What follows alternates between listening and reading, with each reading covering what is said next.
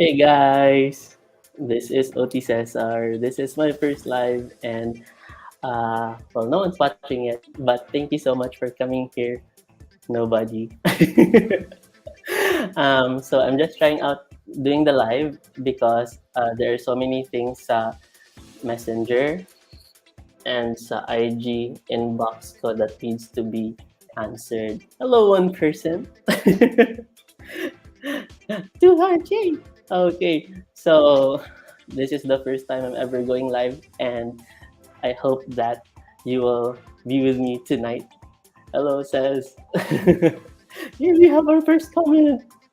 Okay, and tonight we're gonna talk about occupational therapy and growth, your growth journey, and the toys that we use in therapy. Basically, to answer everything that's being asked of me in my inbox in Instagram and also Facebook. Hi, Kristen, Chloe. Hello, Chloe. I miss you. Ayan. So, madalas ako nag-live with my friends sa Gold Rank Review Center. And then right now, first time ko lang mag-live na public on the Growth with OT Cesar page. So, di ko lang, pero if it's something new, I'm always nervous. So, I'm not sure if it's obvious, pero uh, like all things, especially na I talk about the growth mindset, I know that this is something new for me entirely, putting myself out in public in a live video. So it'll take time to adjust. I'll take time to adjust. Pero thank you for being here. 8 people. And then, ayan siya. So whatever you're doing, you could be eating dinner, you could be playing with your children, you could be studying, you could be working, or having kasi dinner time din for me. So that's why I brought my dinner na here. So ayan siya. So kain po tayo. Pa-comment naman ng mga dinner nyo if you're still eating dinner. Because right now, I'm still going to eat my dinner. I have rice, pepper, something rice. This is my chicken breast. And this is the longganisa and some cucumbers just to make me feel na healthy ako, char. Di ba? Kahit ang laki nung chicken ko here, but just to make me feel healthy, that's why I have some cucumbers. Hi, Nikki! Hi, Joanne! Hi, Sir Jay! Ayan. Okay, hi, Nikki.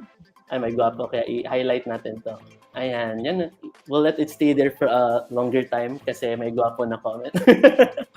Okay, sige. So, for tonight, I prepared some slides, prepared presentation para lang may flow somehow with how we're going to cover the necessary information and also the questions na tinatanong doon sa inbox natin. So we're gonna follow the 3-2-1 grow format para lang may flow. Again, alam natin kung ano yung patutunguhan ng time na you're gonna spend with me, and hopefully get some information na hindi ko nabibigay in the video or hindi ko ganun kabilis na edit, ganyan. So at least here, I can answer you din in real time in comparison to you having to PM me and then medyo matagal-tagal yung reply.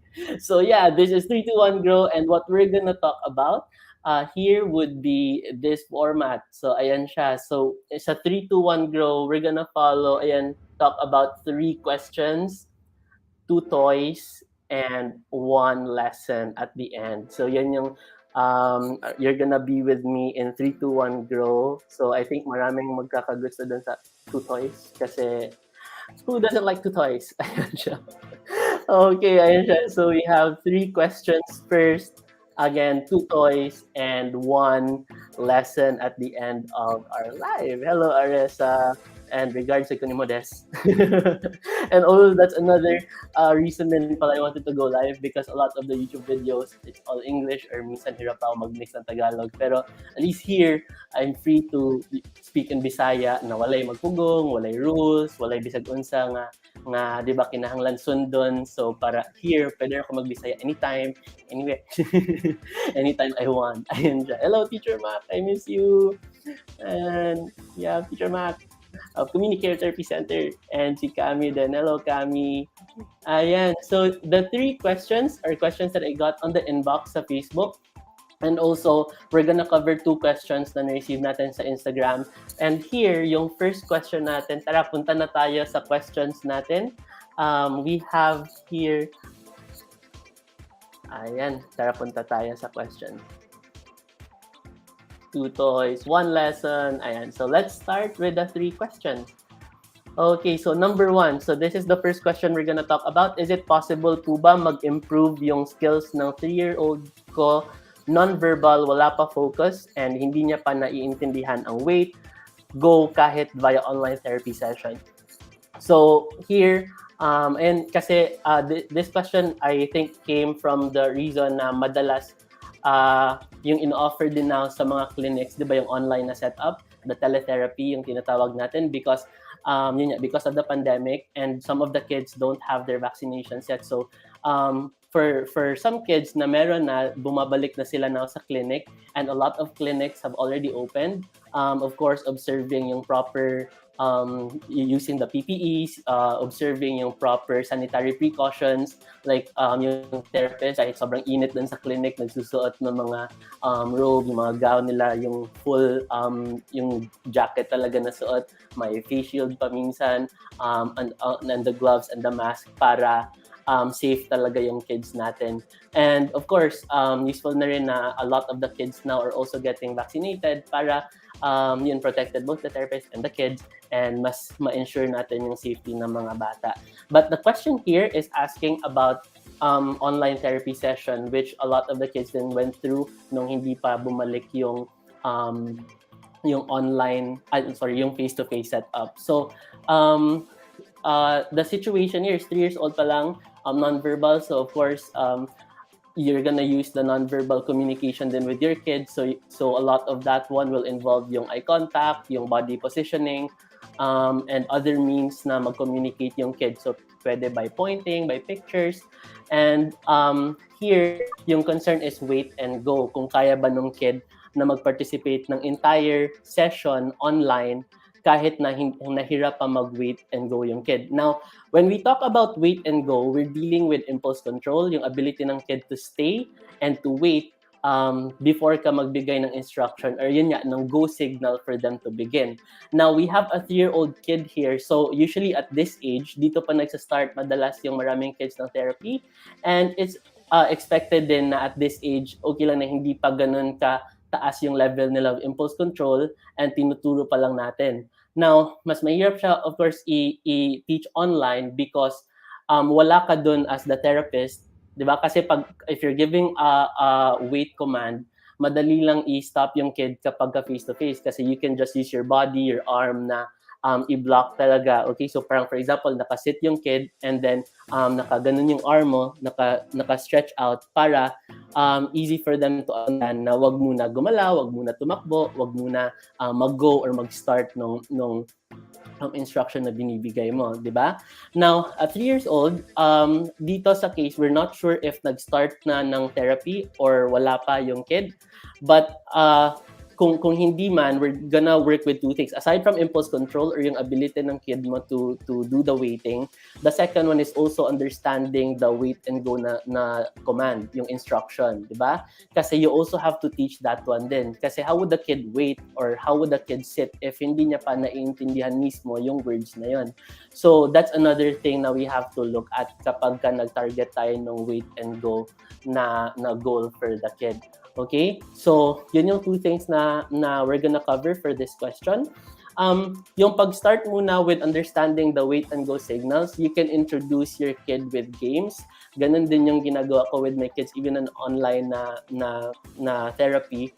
Start with yung mga songs, for example, like The Floor is Lava, di ba? So may signal na The Floor is Lava, and then they have to climb up the chair or climb up on their bed or basta umalis dun sa floor because it's lava, it's hot, you have to get off the floor. So parang yun yung, that's the signal na kailangan na nilang mag-go up, di ba? So aside from just the go, kapag kahirap pa yung kid mo with that one, playing The Floor is Lava makes it more visual, more fun, at least mas may room din sila na hindi agad-agad mag-follow ng go signal.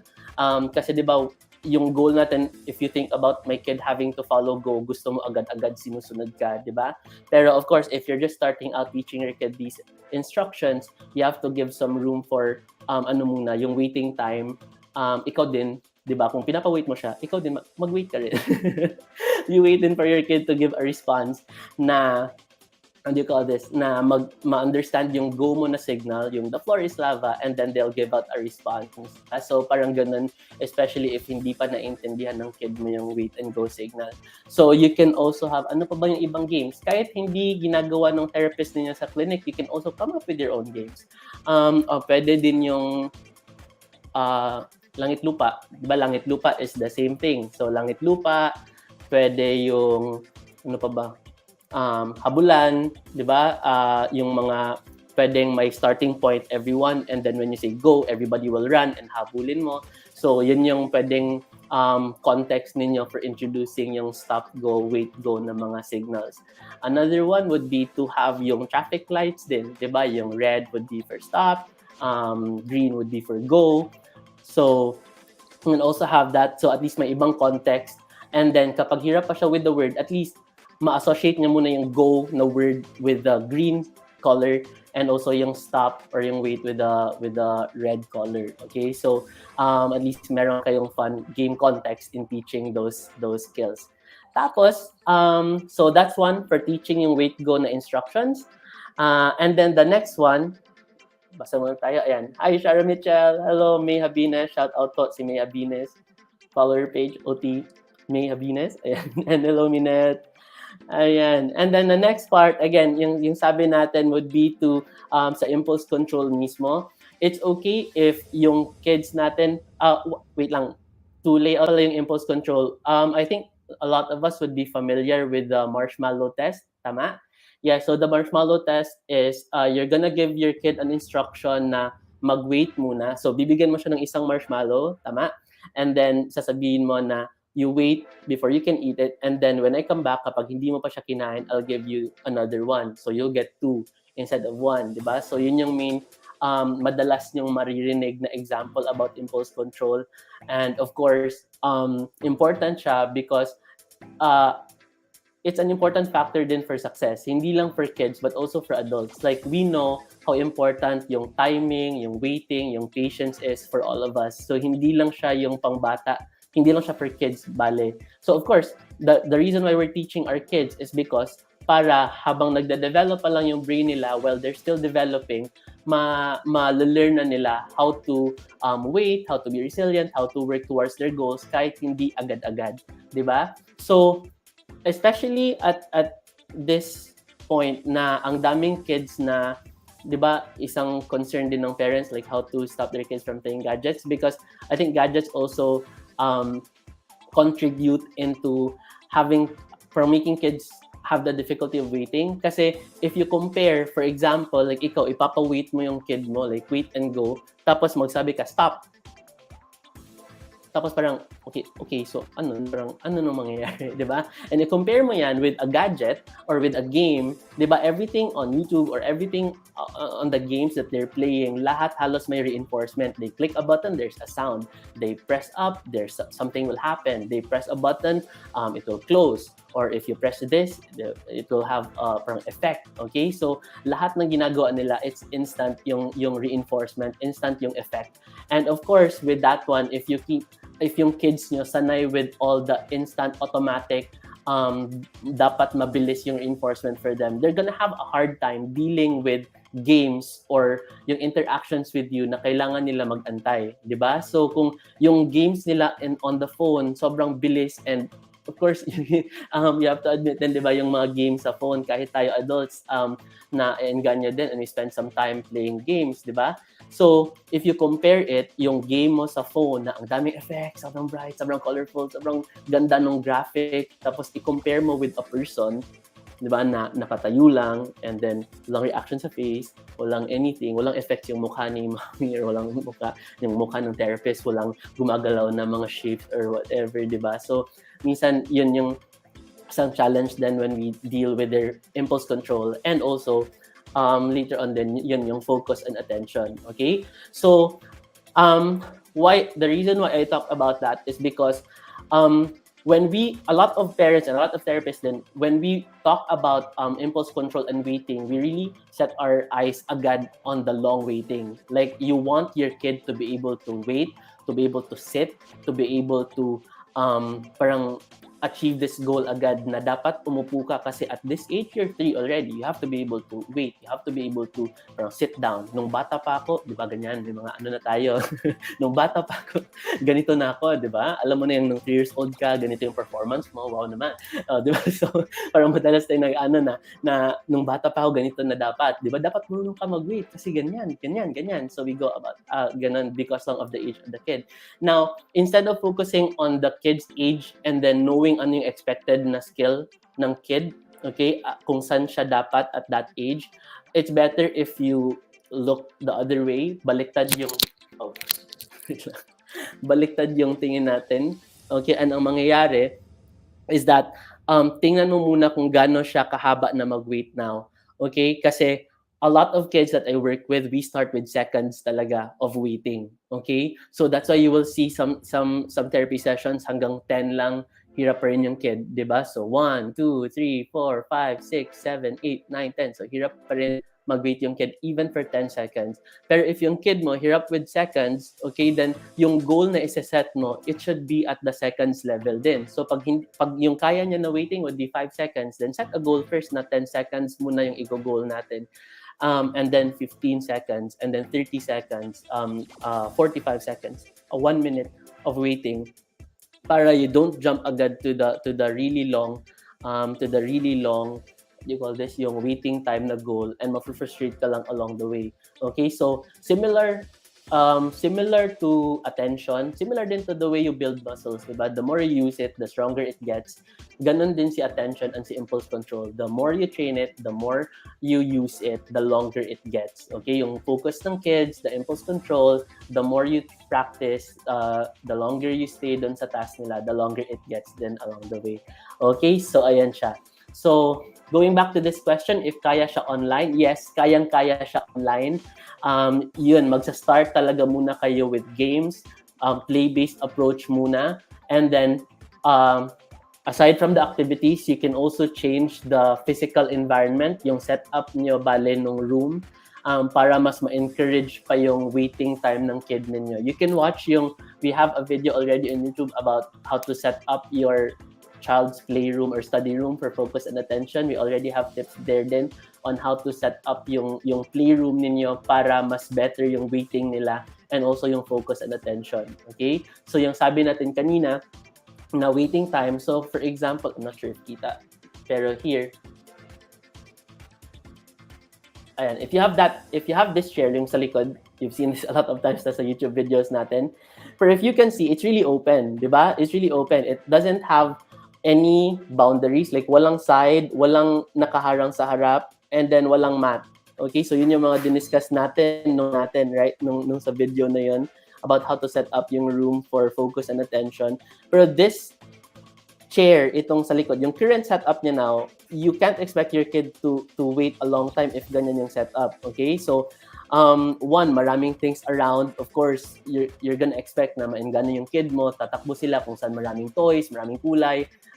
Again, they're gonna look for stimulation, kung ano yung mas exciting for them. Doon talaga sila mag-gravitate. Okay? So you have to set up your room din. So for example, you can use chairs na merong harang sa gilid para isa lang yung kailangan mong i-block, or you can also have yung pahabang part ng room, yung longer na area para clear for the kid where to go and where to stop. So you can also put signals din sa floor. Like you can have a mat na red and then sa kabilang mat red din, para, doesn't have to be red, any color.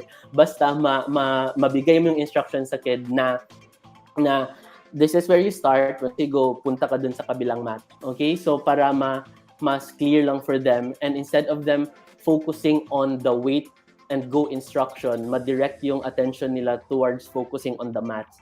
Okay? Kasi pansin niyo yung kapag pinapa-wait ka, like for example, sa hospital na queue, or maybe kapag nakapila ka sa cashier or nakapila ka sa bangko, 'di ba? Pag iniisip mo lang yung pila the whole time, mas lalo kang maiinip, mas lalo kang maging impatient, mas lalo kang hindi mag-wait. So ganun din of course for kids. So that's why better if you also shift their attention din a bit dun sa ibang aspects ng activity ninyo, like ayun yung task na kailangan nila ma-finish, or maybe some signals like the mats you're using, para mas makapag-wait pa sila for a longer period of time. Ayan siya. So that's it. Yun yung answer natin for question number 1. So, yes. Hello, Ate Chen. Hello, Cams. Ayan, my dive buddy. Si Cams, si Ate Chen. And hello, Vanessa. Thank you for tagging Aleta and Mirijka. Okay. Sige, guys. So, we'll go after sa next question natin. So, if you've had dinner na, congrats. Kakain pa lang. Konting subo muna ako while we're talking. Pero if you have any additional questions, follow-up questions, shout out, ayan. Sige. I'm just really happy na I got to do this one and parang nag-show na up na ko tonight. Kasi I've been planning to go live since February pa. Like the first day of February yung first schedule, and then I just keep getting scared. Anong gagawin ko? Paano to gagawin? How would I act? How would I respond? Ganyan. Pero ayun siya. Yun. Balik pa rin sa thought na if my kids are in a growth journey, if they're in a growth mindset, na growth na mindset, and then yung parents then, of course, they also have their own growth journey. So why not me din, di ba? I also have a growth journey. So that's why sabi ko kahit takot ako today, push ko na like mag-live na tayo. And I'm really happy na you get to be with me tonight. We have 53, 101 likes. Thank you, guys. Ayan. Nag-dinner na ba kayo? I was actually expecting like mga 20 lang tayo or 30, but I'm so happy na I get to spend time with you. Ayan. Okay, sige. So we're done with question number 1, and then we'll go to question number 2. Sige, wala follow-up? Okay, salamat kayo, guys. Promise, dagan kayo salamat. Ayan. If mag-question din mo, guys, Bisaya, wala rin problema. If mag-Tagalog kayo, okay lang din sa akin. If you go English, yan. So I'm really happy kasi pag sa YouTube video, mas dapat din ako mag-record kasi nga I have to speak in English or what. Pero here at least, I'm free to use whatever I like. Okay. Oh, we're done na pala with question number 1. Let's go to question number 2. Thank you, Catherine Calderon. And thank you din for coming here, for joining tonight. Ayan. Okay, let's go to question number 2. So we have, hi sir, I have a 4-year-old son, delayed speech, no eye-to-eye contact, and no focus. Okay, sige. So 4-year-old son. So here, in the situation, walang sinabi na diagnosis, walang sinabi na if nag-therapy na or what. And then, yan, walang eye-to-eye contact, no focus. So, let's start muna with this one. Start tayo with the eye-to-eye contact and also the focus. Sige. And then with the delayed speech then. Okay. So, kapag ganitong situation, what I would do, ang first goal mo muna is to really go back pa rin to play because you look at ulitin ko lang, balik tayo to play, okay, with the child. So, you observe muna where the child is now para easier for you to set the goal then later on kung saan mo siya gustong mapunta. So, dun sa no focus, it's easier to see if tignan mo muna, observe mo muna yung kid mo kung saan siya nakaka-focus. Kasi si no focus, like, tignan mo, like, lahat ba talaga ng activities, wala talagang focus, like, zero talaga, even play, even school, even yung sa gadgets or sa movies, sa mga videos na pinapanood. If wala talagang focus, then you can start with that one. Pero kapag yung kid mo, napapansin mo na merong activities na may focus siya and merong activities na hindi siya nagpo-focus, tignan mo muna kung saan siya interested, saan siya nakaka-focus, saan siya nakakatagal. Okay? So, pag ganitong situation, at 4-year-old, there are kids na hindi makafocus on one-on-one with interactions with another person.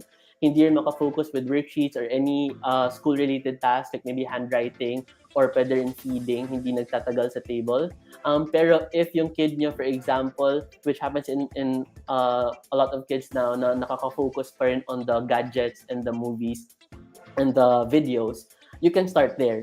Okay? So, I don't see it necessarily na, for example, parang kapag yung gadgets ng kid, hindi mo na siya i-entertain na aspect na yon, kasi you can look at the videos that the kid is watching, ano yung mga concepts na tinuturo sa video na yon, sino yung mga characters sa video, kasi you can use that one as a starting point for your therapy, for the way you can increase yung focus ng kid. Okay, so kapag napansin mo, mataas yung focus niya if you watch this YouTube channel, so for example, yun, mga Blippi, yung mga Baby Shark, ganyan, or Ping Pong, yung, di ba, yung sa TikTok na trend na yung sound pa lang nung channel, yung intro pa lang, napapatingin agad yung kid. So, you start there with your kid. So, you start muna yung mga songs kung saan siya familiar, songs na nakakakuha ng interest niya, and the toys or the pictures na interesting para sa kanya, para ma-transfer mo from the movie, from the video, towards playing with you.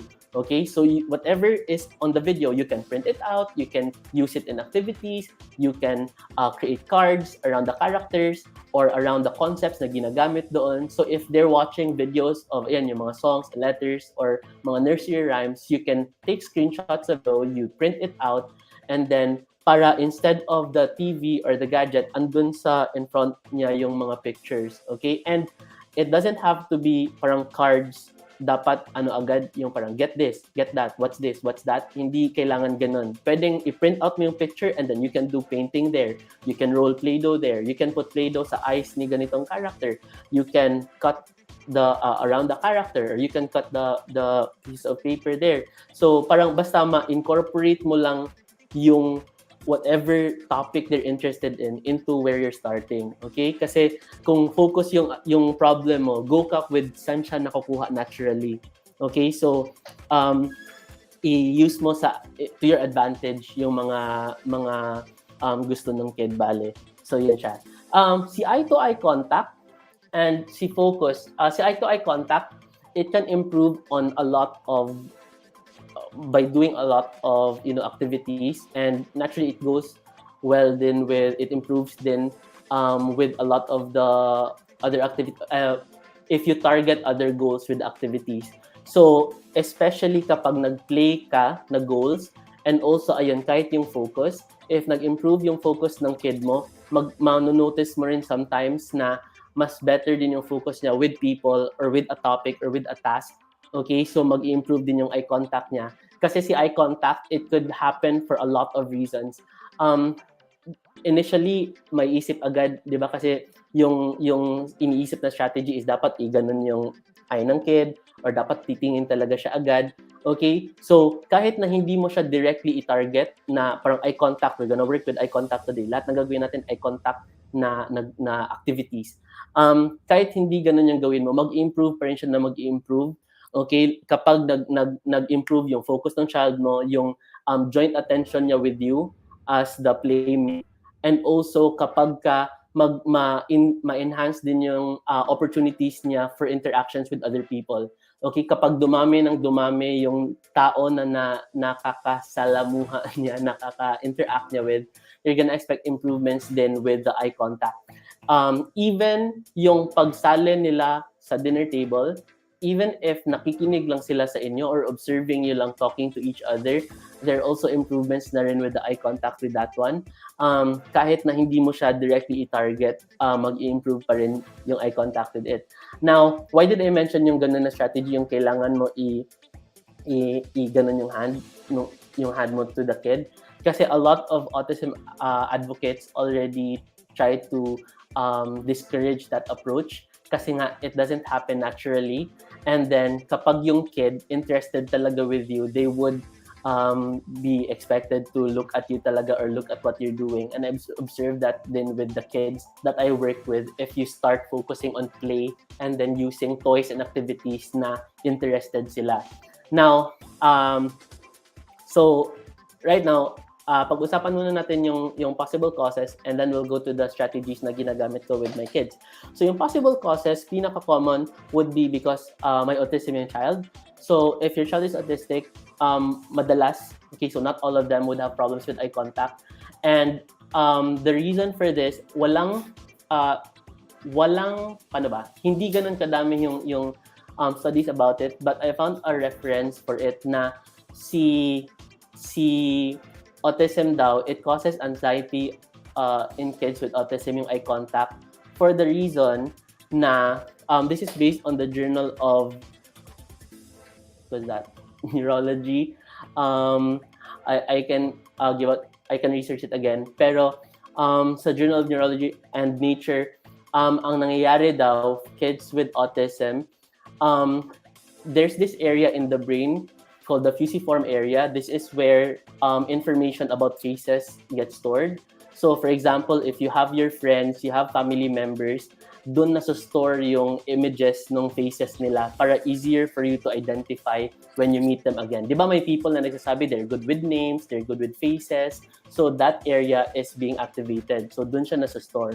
Now, for kids with autism daw, before going to this area, dumadaan daw siya sa amygdala part ng brain, which is the area responsible for emotions. So, what happens is that kapag tumitingin sila dun sa person, okay, sa face ng person, it causes the signals to go to the amygdala, which is, of course, the area for emotions. So, nagkakause ng anxiety, higher levels of emotion, and that is why they avoid it, okay, instead of storing it dun sa fusiform area. That's why they avoid na lang yung eye contact daw or looking at faces para ma-avoid din yung anxiety na yun. Kasi nga, dumadaan dun sa amygdala before it goes to that fusiform area kung saan dapat nasa-store yung faces.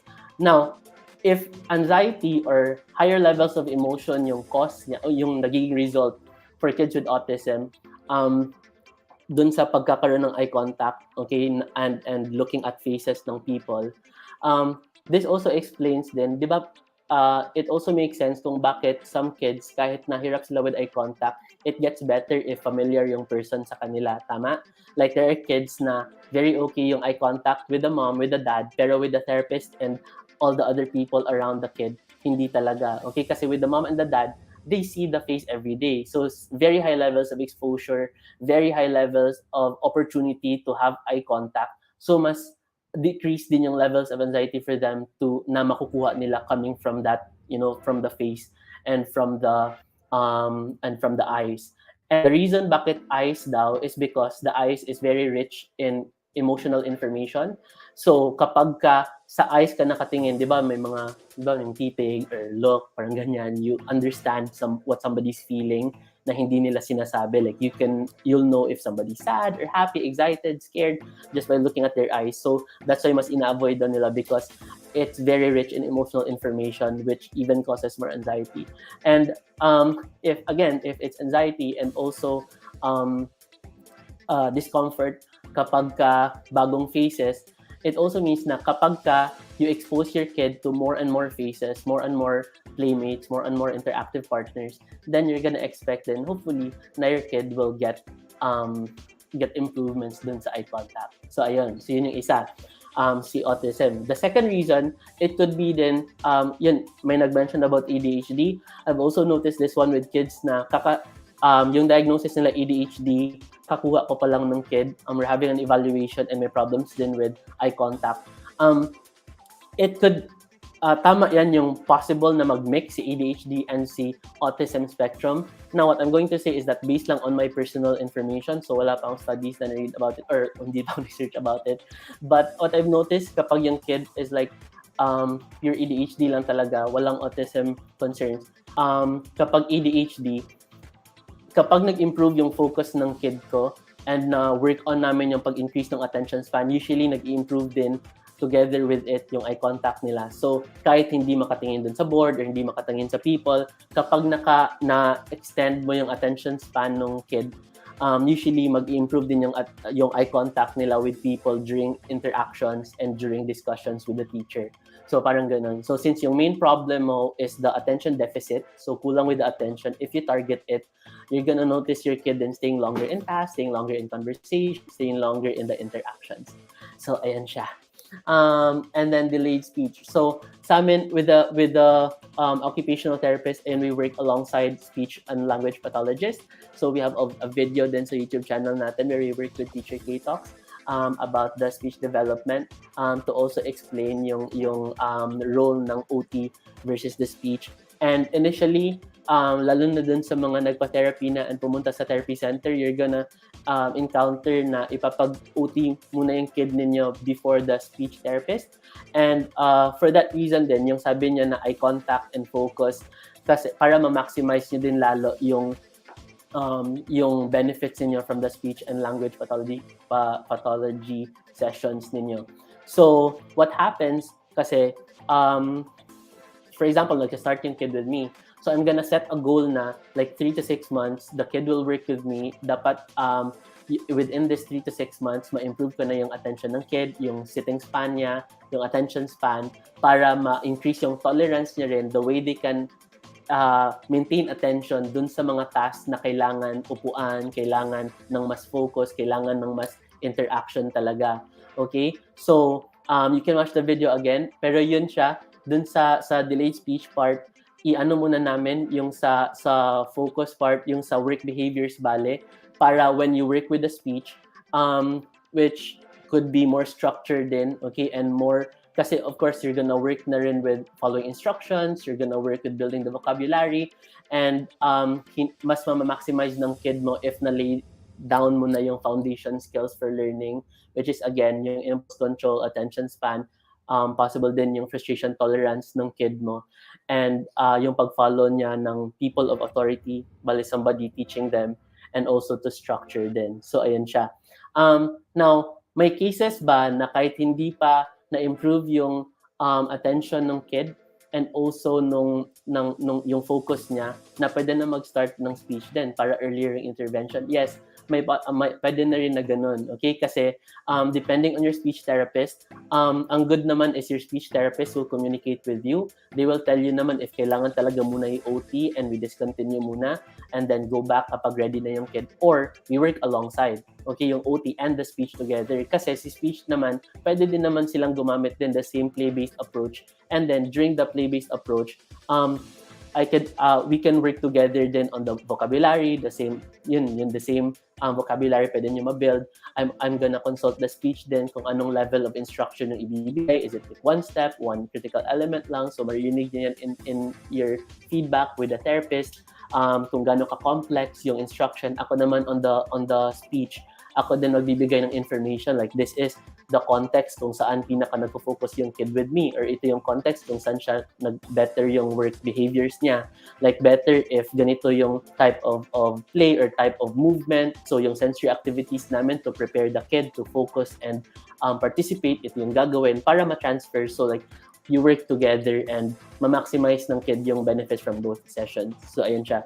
But again, yun siya. Lay down muna foundation skills, pre-learning skills, and then start with play talaga para yan mag-build up pa yung development ng kid mo. Ang sabi niya is 4-year-old. It's a little, hindi na siya pasok dun sa early intervention because early intervention is 0 to 3. But of course, better pa rin yan than starting a lot later. Ang sabi, like 7 years daw magmamature on average yung brain ng kids. But of course, yun siya, kung 4 years old, you want to make use of that window. That's why very critical si early intervention, starting early, trying to identify ano yung problem para ma-solusyonan agad and hindi ganun kadami mag-build up yung milestones na kailangan habulin. Kasi at 3 years old, ang dami mong kailangan na habulin na milestones, di ba? Tapos, kapag, yun din pala yung reason bakit sinasabi nila, like, bakit ang tagal ng therapy, parang lifetime ba siya, hindi ba siya natatapos, parang years na, but hindi pa rin nag-e-end yung therapy ng kid ko. Well, it's not that it's long or hindi siya nag-e-end. It's just that, for example, if I have a kid na 2 years old, we're gonna work with the 0 to 2 na milestones and also prepare the kid for the 2 to 2.5 na milestones.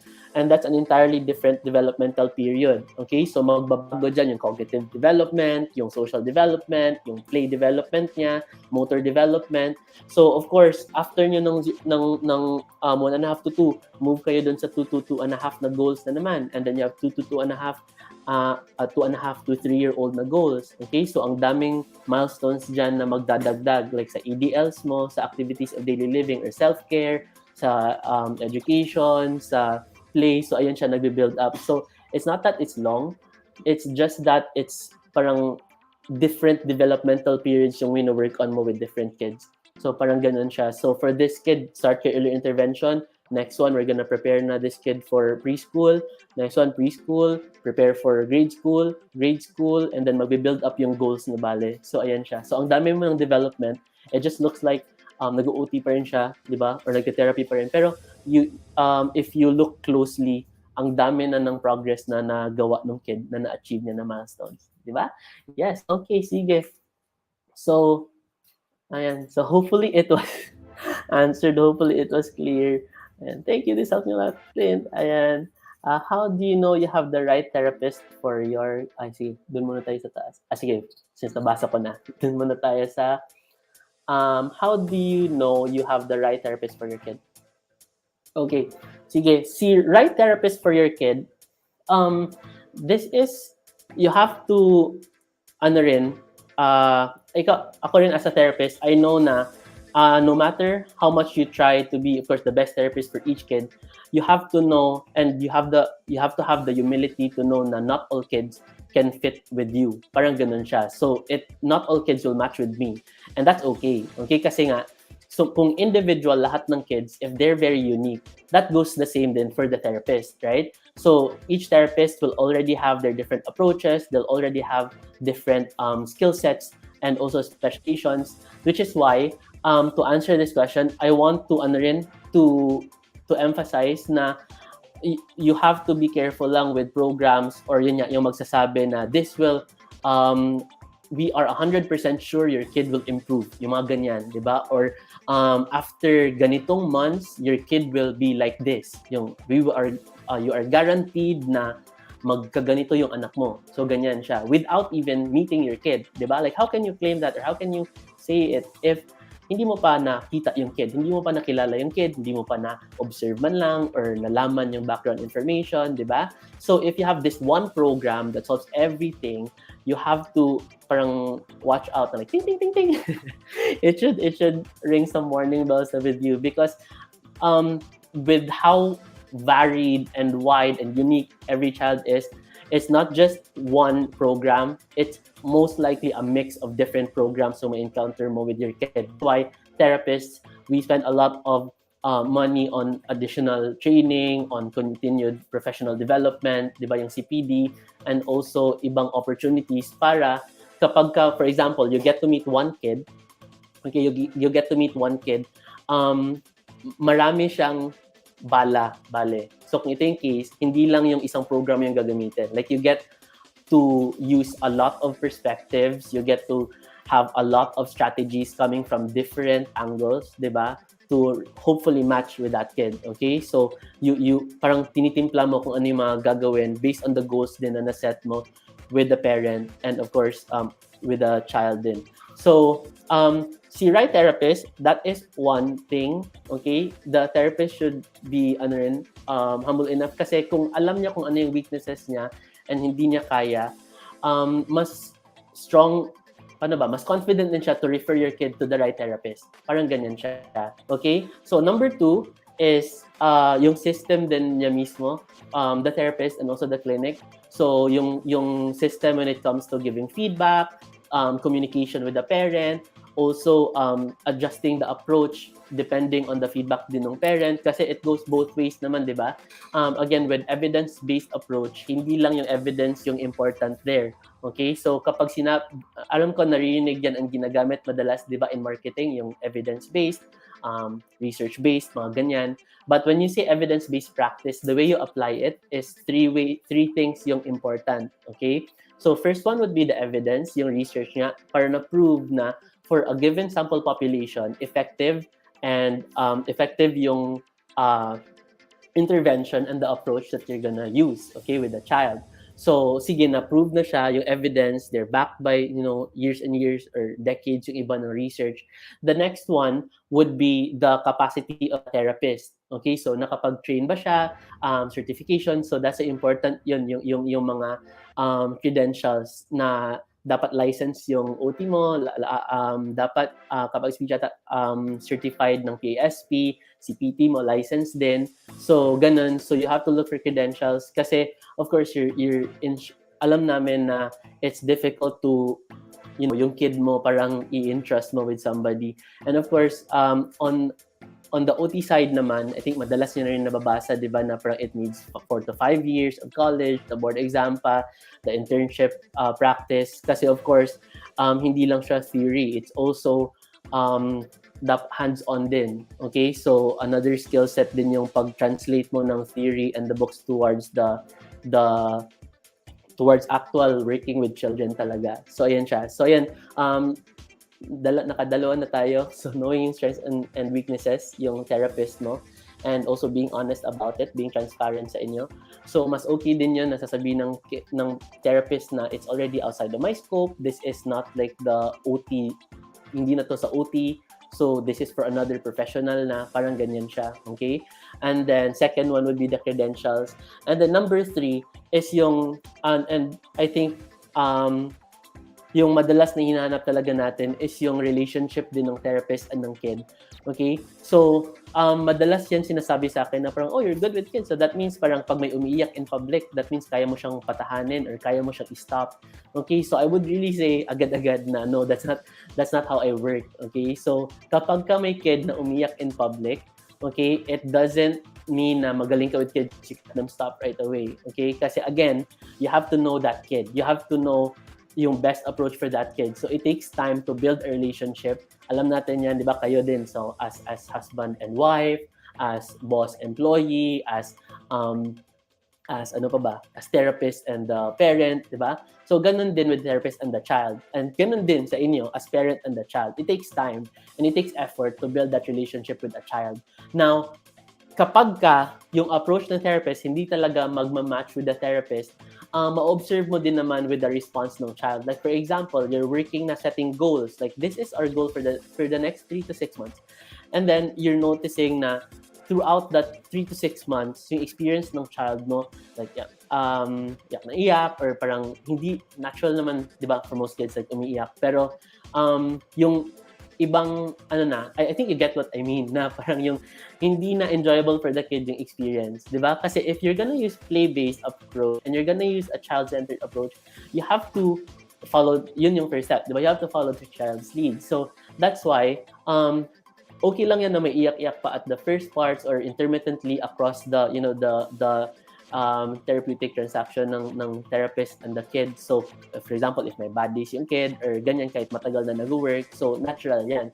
Pero for example, nag-work na sila for the 3 to 6 months and majority of the 3 to 6 months, you notice na parang hindi talaga sila match, hindi talaga pack. Okay? So, a lot of parents ang ginagawa, for example, if you're working twice a week or 3 times a week, we can start na twice a week muna with the current therapist and then once a week with another therapist to see if ano yung response na with a new therapist. Okay? So it's not the child's fault, it's not the therapist's fault as well. It's just that they're not a good fit. Yun lang siya. Okay? So parang ganun lang siya. And I had a hard time learning that one kasi ganun ako nung nag-start ako as a therapist. Like, I want to be the best OT. I want to be the, parang, I want to be the, parang, therapist. Alapitan ng tao. Ganyan. Parang, I have magic hands and fix kids. Parang ganyan. Di ba? But that's not reality. Okay? That's why you have to, kung ang main focus mo talaga is the kid, okay, you should put yun yung ko sa sarili ko, I should put myself aside and focus on the kid. Okay? So, it's not if ang pag-alis niya sa'yo and the child going to a therapist na better fit sa kanya, that's a success on your part din, di ba? Kasi you're able to provide what's best for that kid. So, that's it. If you look at it, essentially, it's still a win for you. Okay? Kasi you made the right decision to let go of the kid, accept na may limitations na yung relationship niyo. I mean, hindi na nag-improve yung goals niyo or ganyan. And then, see the kid do better din with another therapist. And ikaw din, of course, you can already give your services to a kid that matches you and you can see grow din. So, parang ganun siya. Ayan siya. What are the credentials po na pwede hingin namin or itanong sa therapist? The PRC license would be the fastest credential and the most readily available na pwede niyong mahingi sa therapist ninyo. Merong mga models or approaches na naturo na ng internship or ng undergrad na they are already capable of using. Yung mga certification kasi context-wise, you also have to understand na yung rate ng ibang CPD talaga, like they're, ano ba, hindi na sila match dun sa sweldo ng Pinas. Like, practically speaking, okay? So, some certifications go to the hundreds na of thousands, and that's not something na ano talaga, di ba, na parang achievable or practical for most therapists then. But of course, ang important again would be transparency and being open na madalas naman kasi sa mga certification, ang important na would be the evaluation tool and also a specific intervention na kaya mo lang gamitin kapag ka na-certify ka sa ganitong type of approach. May ganyan na specific part. Okay? But the general principles, the general underlying parang pillars nung approach na yun, marami na dyan, like sensory integration, yung mga cognitive behavioral approach. So yun, yung iba, yun, kahit yung developmental play, yung play approaches, merong certification for it, but of course, naka-cover na rin dun sa OT curriculum how you apply that one. So, ang pinaka-important na credential would be your your therapist PRC license. Ayan. Akit muna tayo sa taas kasi may question pa kanina from ni Regina, baliktad ata. Regina Donaire Jesus. Paano tayo? Baliktad tayo na. Paano po ma-handle yung pag-hit sa ulo niya pag galit siya o minsan masaya sa paglalaro?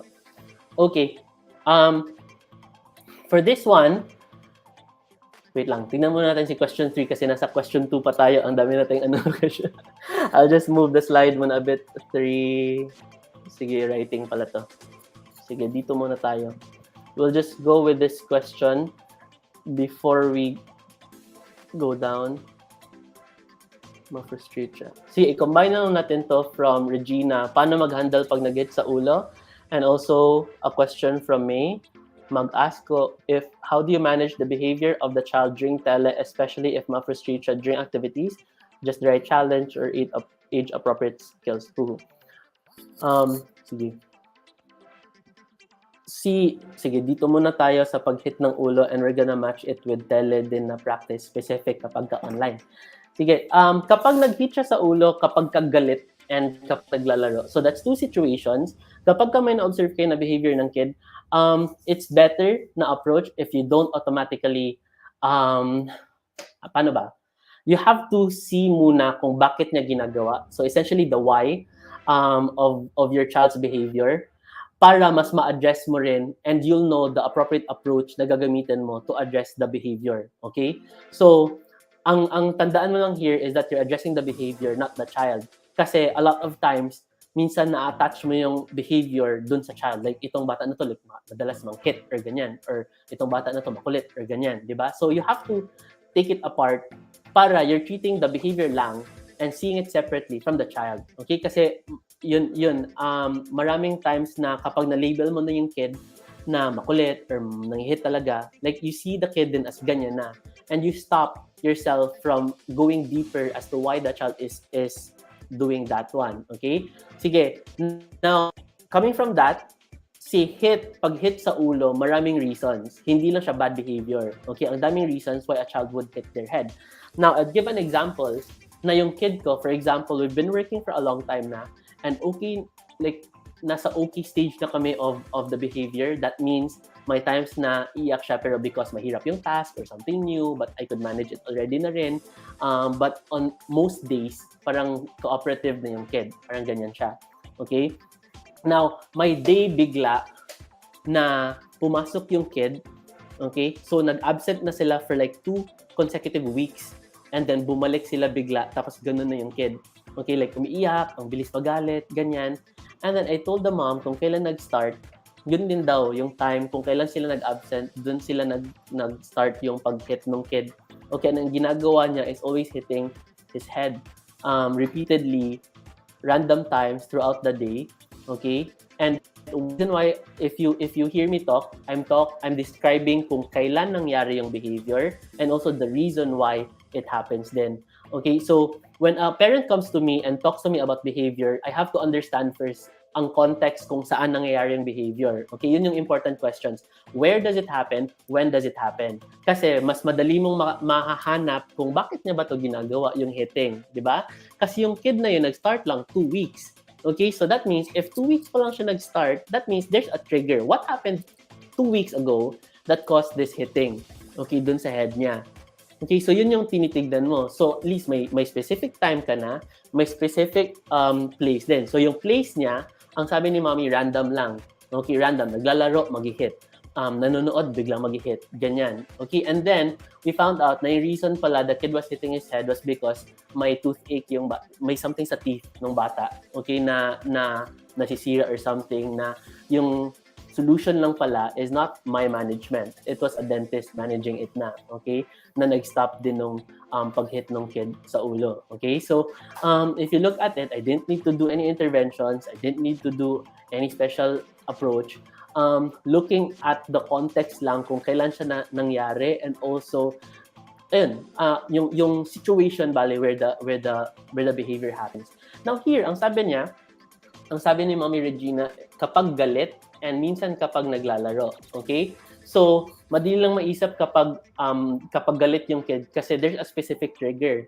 Okay? So, kapag nangyayari na galit yung kid and dun siya nag-hit, it means we have concerns with, number 1, emotional regulation, and number 2, yung communication na rin. Okay? Yung expression niya bale of his emotions. Kasi, ayan nga, kapag galit siya, you have to regulate it. We have to teach the kid paano i-manage muna, i-control yung anger. That's a different approach.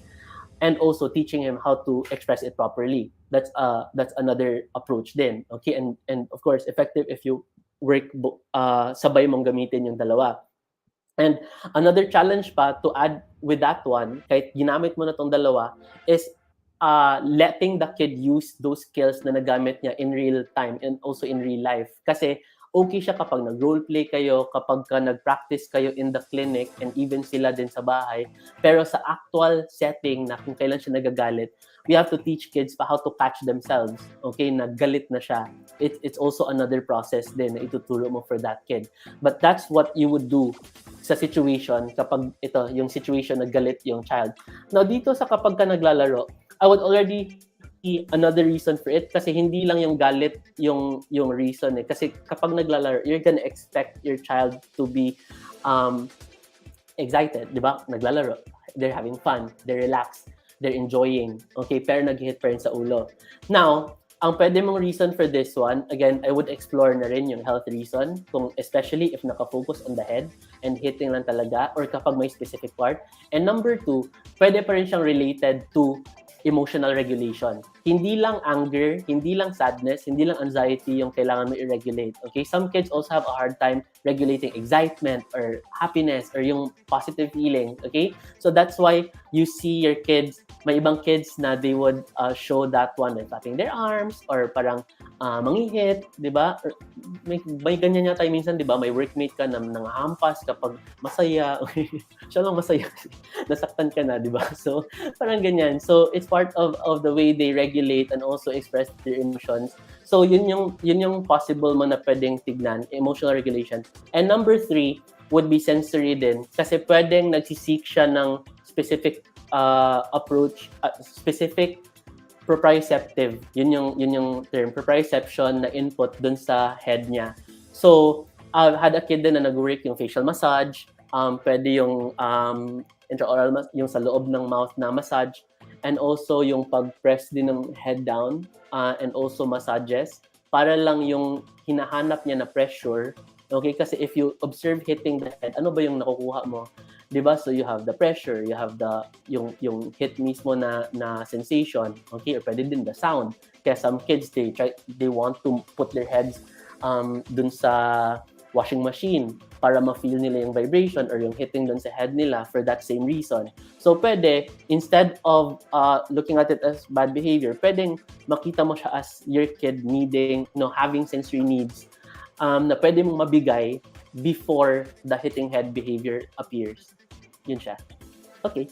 Sige. And then sa tele, kapag may restricted behaviors, it really helps if you work with ang ano ko talaga here is working talaga with the parent, and sometimes shifting the approach into a parent coaching approach, kung saan ikaw yung magbibigay ng instructions on the parent on what to do and on how to manage the child's behavior.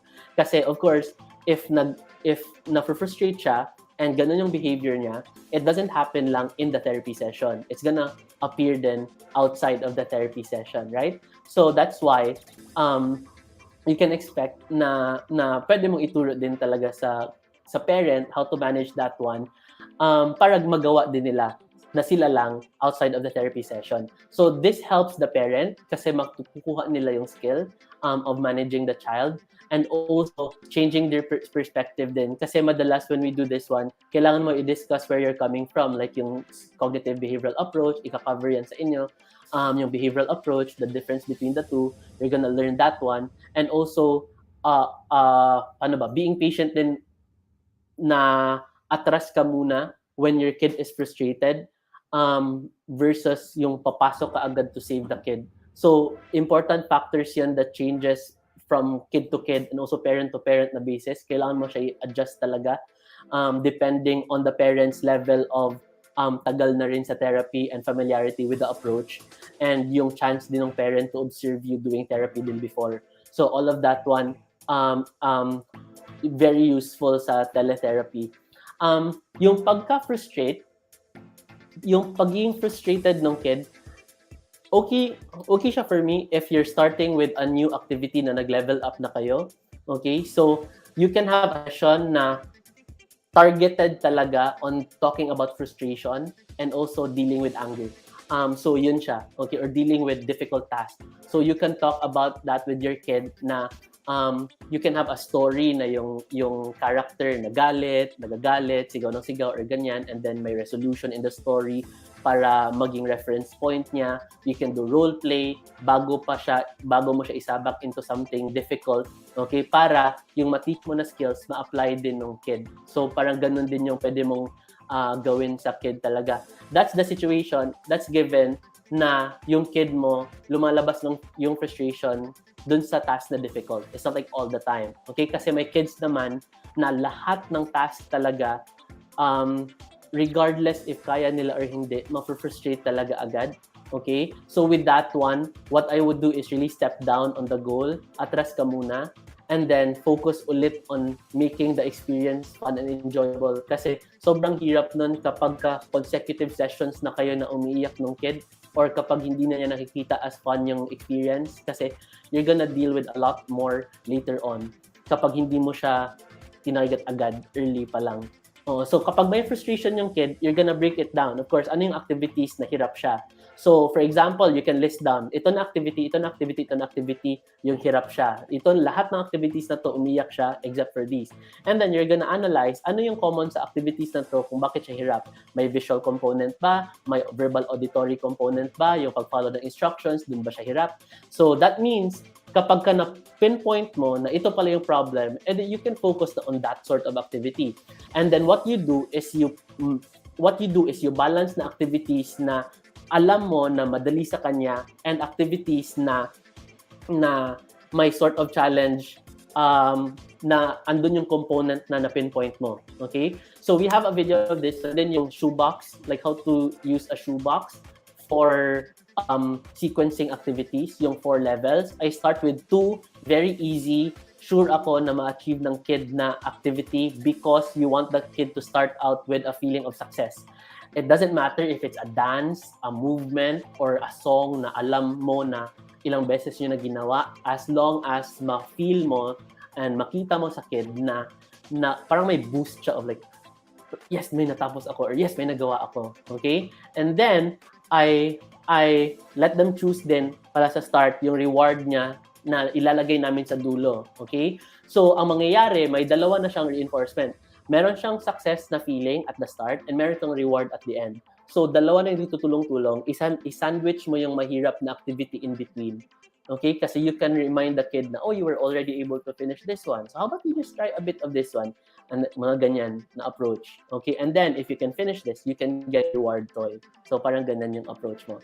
Okay? Sige. And then, very helpful. Ayan siya. Sige. Okay. Wait lang. Balik muna tayo sa slides. Medyo naan tayo.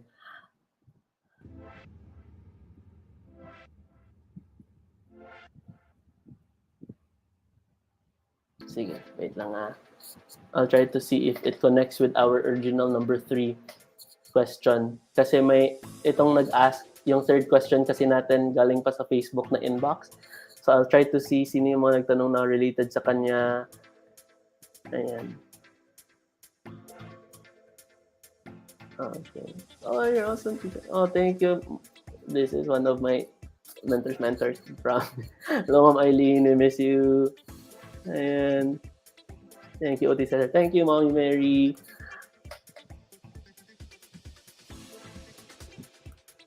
Is it okay to undergo OT with a graduate of OT awaiting board exam but supervised with certified OT? What do you call this? Si OT law kasi papunta na siya. Magkakaroon pa lang on the implementing rules and regulations, but we're still using the old one. Pero of course, hindi pa po siya pwede. Wala pa kasing guidelines on OT technicians or OT assistants. Wala po kasing ganun na guidelines sa Philippines. So this one, hindi, it's a no. Parang ano po talaga, requirement based on the law na kailangan ng PRC license for the therapist to work with your child. So ganun siya. Even with the supervision. So wala siya. That happened po during last year. If that happened last year, yes. Kasi there was a special consideration that time where yung mga graduates ng OT na nag-antay pa lang ng board exam, they were allowed to be supervised by an OT. So if that happened po, before December of last year, that should be okay. Okay, so yun siya. Yun lang yung special consideration that time because of the delay sa board exam. So years na yun. So most likely you might have worked with an OT na ilang beses na na-cancel yung exam nila. So yun lang yung special situation where that happened. Okay.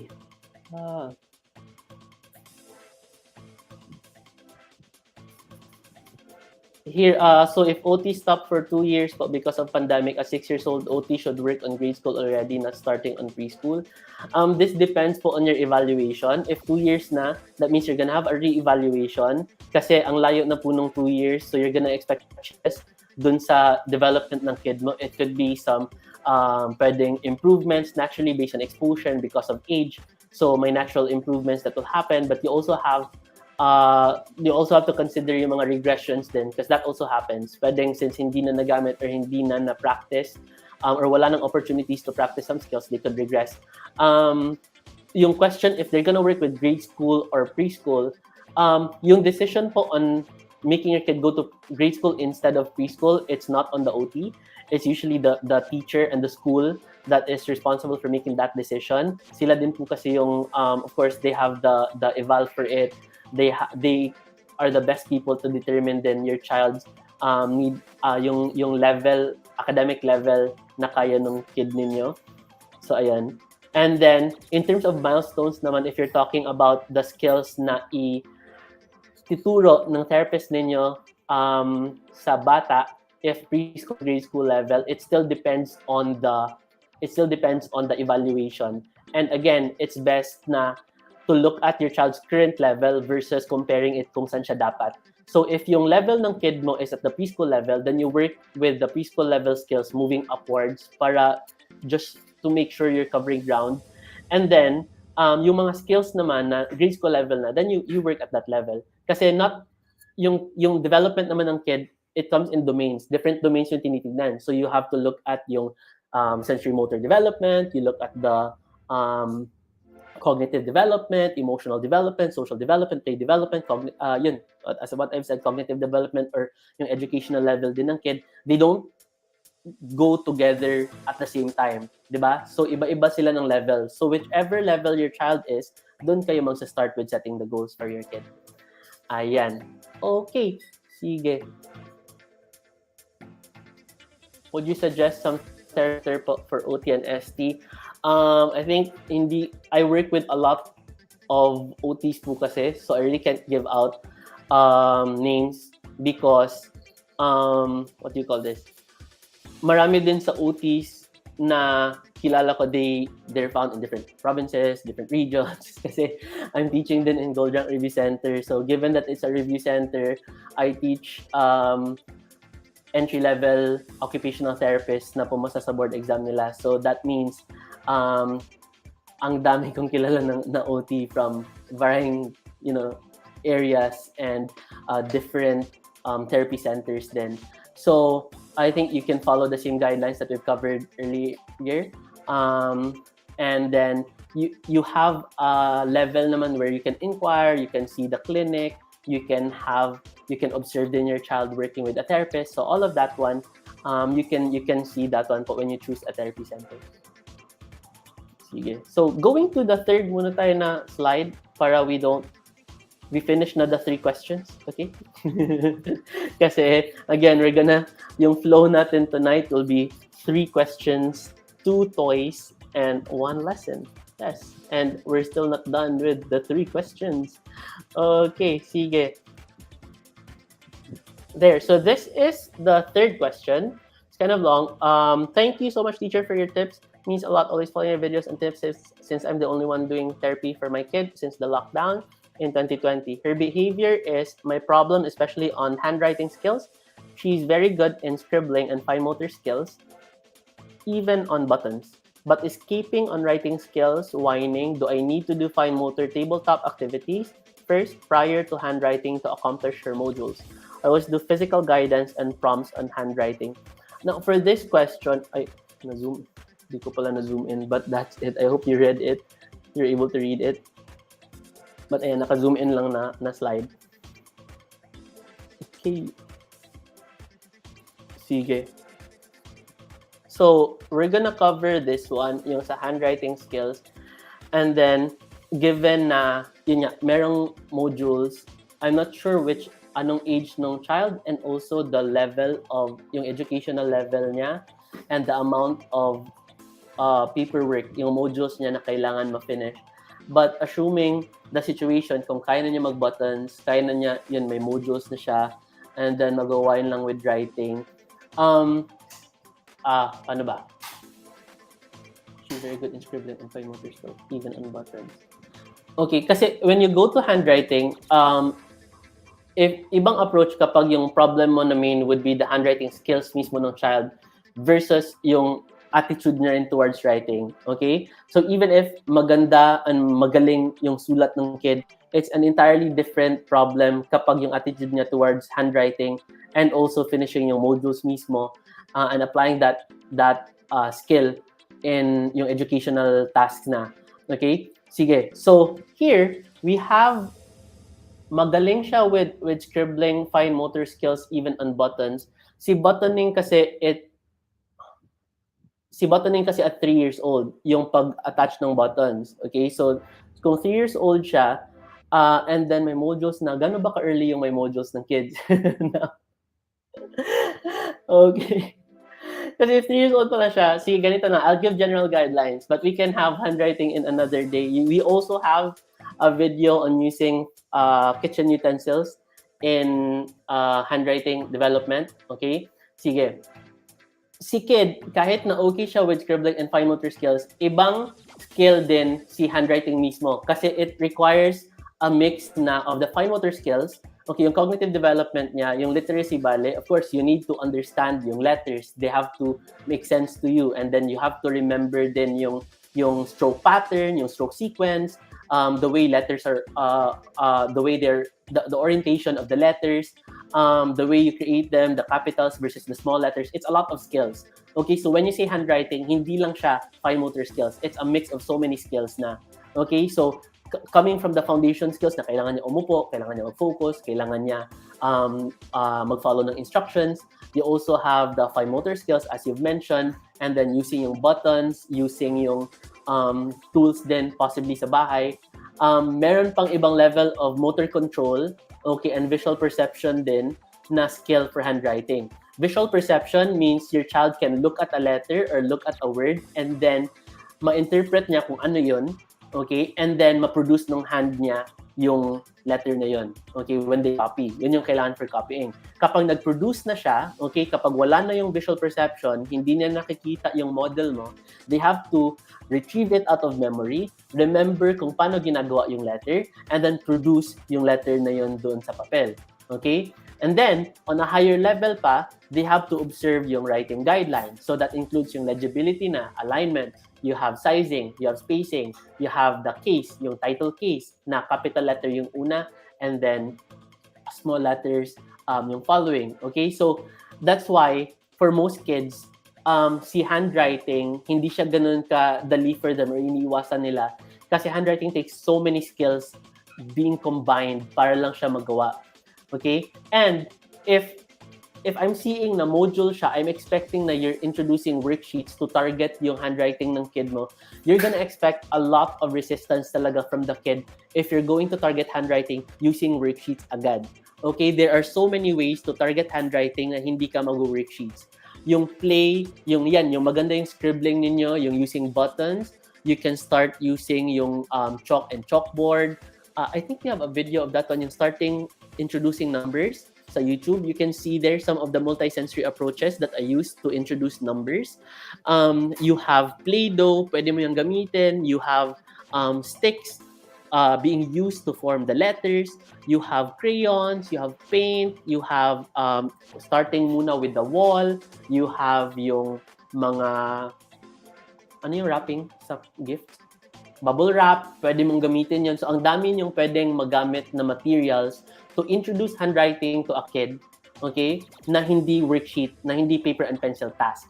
If you target handwriting and you jump straight away to the paper and pencil task, you're gonna encounter talaga a lot of resistance sa kid ninyo and a lot of compensatory strategies then from the kid in terms of the motor development kapag ka mag-jump kayo agad to that level of skill dun sa child ninyo, okay?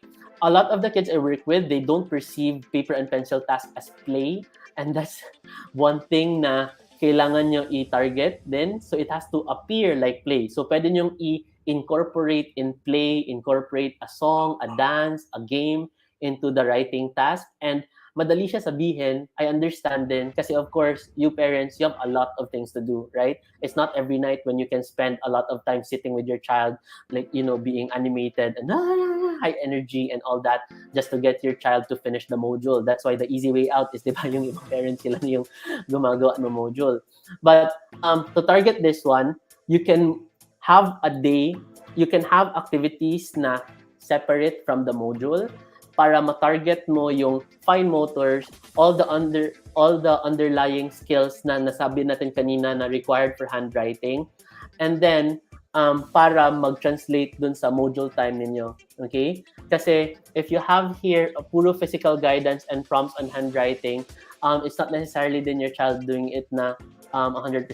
I mean, merong times dyan, di ba, na kapag medyo matagal na yung prompting natin or ikaw na yung halos gumagalaw, parang ikaw na rin yung gumagawa ng module or nung fine motor task. Okay? So, dyan sa physical guidance and prompts and handwriting, you can also vary the level of assistance that you give a child. So, instead of going straight away to physical guidance and prompts and handwriting, what I teach to the parents I work with would be to have a level muna of hierarchy on how we provide assistance. Kasi you don't want your kid to go agad, you don't want your kid na ikaw agad yung gagawa if nahirapan na sila dun sa module nila. So, si physical prompting and guidance, you put it sa last part kasi yun na yung kapag hindi na talaga nagpa-participate, kapag hirap na talaga yung kid or alam mo na masyadong mataas na level na for the kid yung pinapagawa. Okay?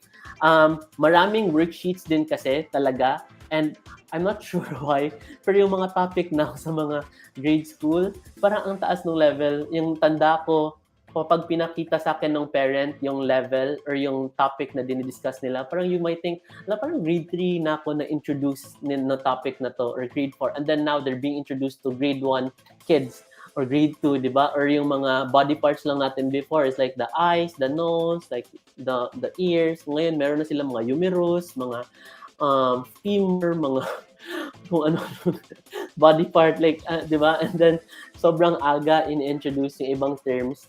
And then, yung expectations talaga sobrang taas. So that's why, kasi kapag nagbigay ka ng activity, hopefully, it's not just us who's gonna do, some work. I hope then I think I'm not sure who decides, or if it's the DepEd or the government body responsible for creating yung mga educational materials. I hope you can also review like yung level ng developmental, yung pagiging appropriate doon sa developmental level ng kid. Kasi it's natural kasi na, for example, yung kid, yung cognitive development kasi and yung mga alam ng kids natin in terms of academics, it's so easy to measure, 'di ba? So malalaman mo if alam ng kid or hindi. But yung other skills, like for example, yung motor development, yung emotional social development, yung play development, yun yung medyo hindi napapansin or hindi nabibigyan ng importance or hindi na highlight when it comes to yung development ng kid, or the way they're able to independently do self-care tasks. Like if your kid can brush their teeth on their own, or if they can already dress themselves, or if they can go to the bathroom on their own, or if they can do, using the spoon or the fork on their own. It's not, we don't celebrate it. Parang hindi siya nabibigyan ng pansin or hindi siya na highlight. But there's still, di ba, if you think about it, there's still like achievements for the kids. And even making a friend, di ba? When was the last time we actually celebrated a kid making a friend in school? Like, di ba? Or there might be families who celebrate that, or that's good, lucky for your kid if you do that one. Pero these are skills na hopefully we also put attention on, and like celebrate kids na nakaka-achieve ng milestones na to, and not just the academic part, or the handwriting part, but also yung social emotional development, the sensory motor development, and ayun, yung ibang aspects, bale, the way they care for themselves, the way they care for others, the way they care for their surroundings, the environment, so all that stuff. Ayan siya. So that is our question number 3. But again, ano nyo lang po, to end this question, i-level nyo lang, layo napuntahan ko. We have physical prompting muna. Daldal ko.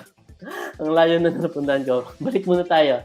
Yung physical prompting, before you jump there, okay, ang pinaka-first mo na gagamitin would be verbal auditory instructions. Okay, that means sinasabi mo. So that's what they said na prompting. Sige na, sulat ka na. Okay, you do this one already, or you write this one. So you just have to make sure na the clearer the instructions, the better yung response na makuha mo from the kid.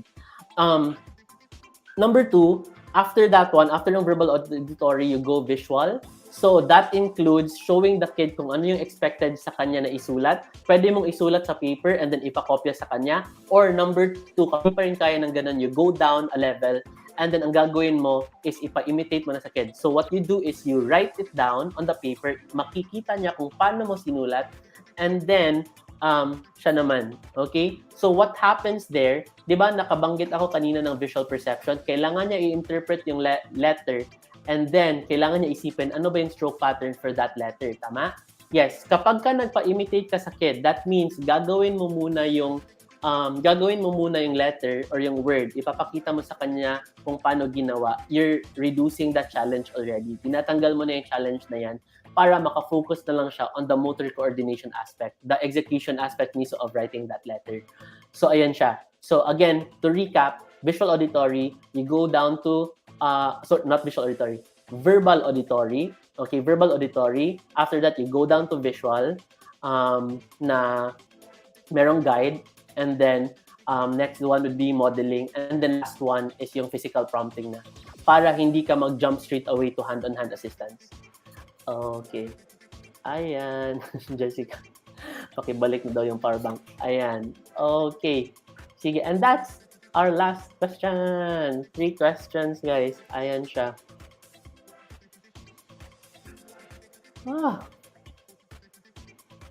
Pag nagla-live ba, pwede mag-break? Inom lang ako saglit. Okay. Pauwisan tayo now.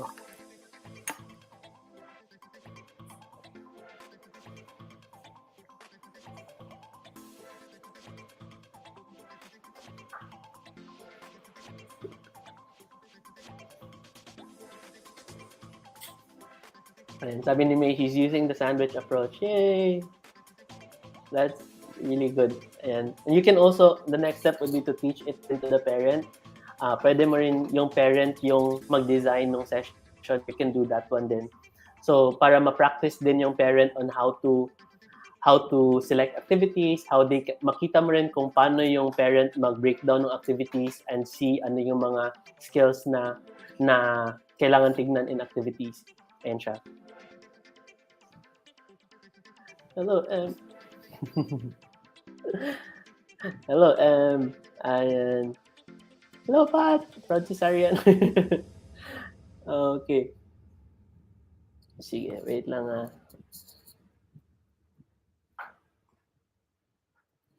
Sige. We have questions. So those questions were from Facebook or Facebook inbox. And then we have questions here sa Instagram.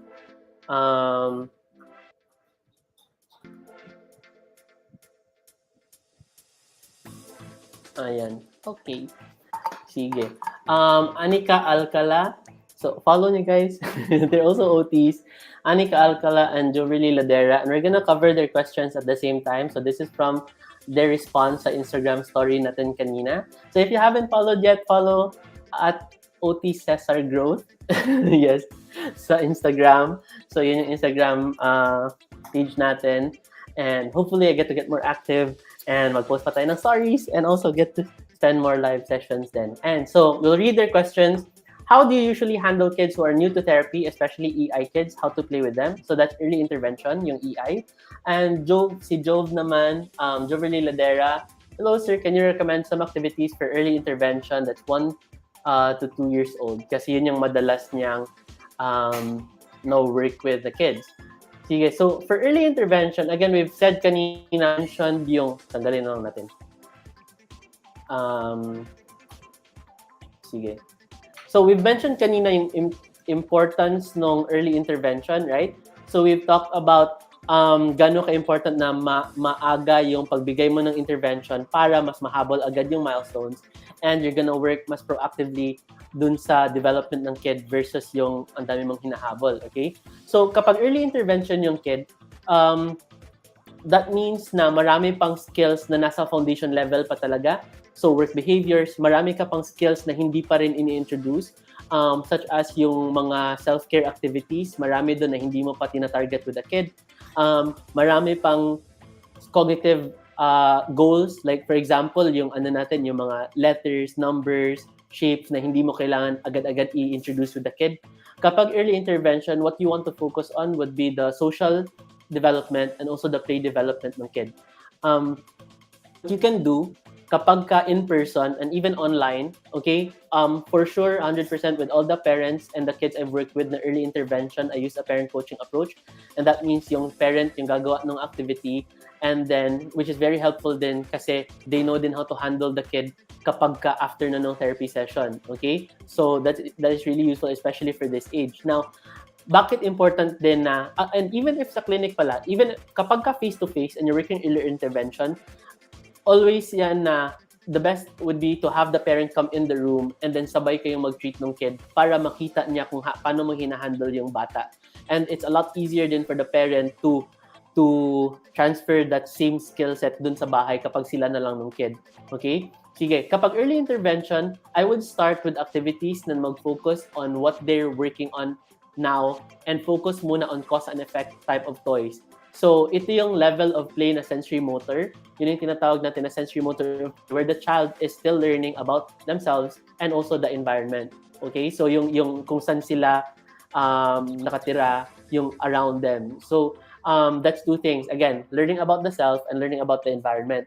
And then, later on, yung effect ng self dun sa environment, bale. Okay? That's why we're working with cause and effect.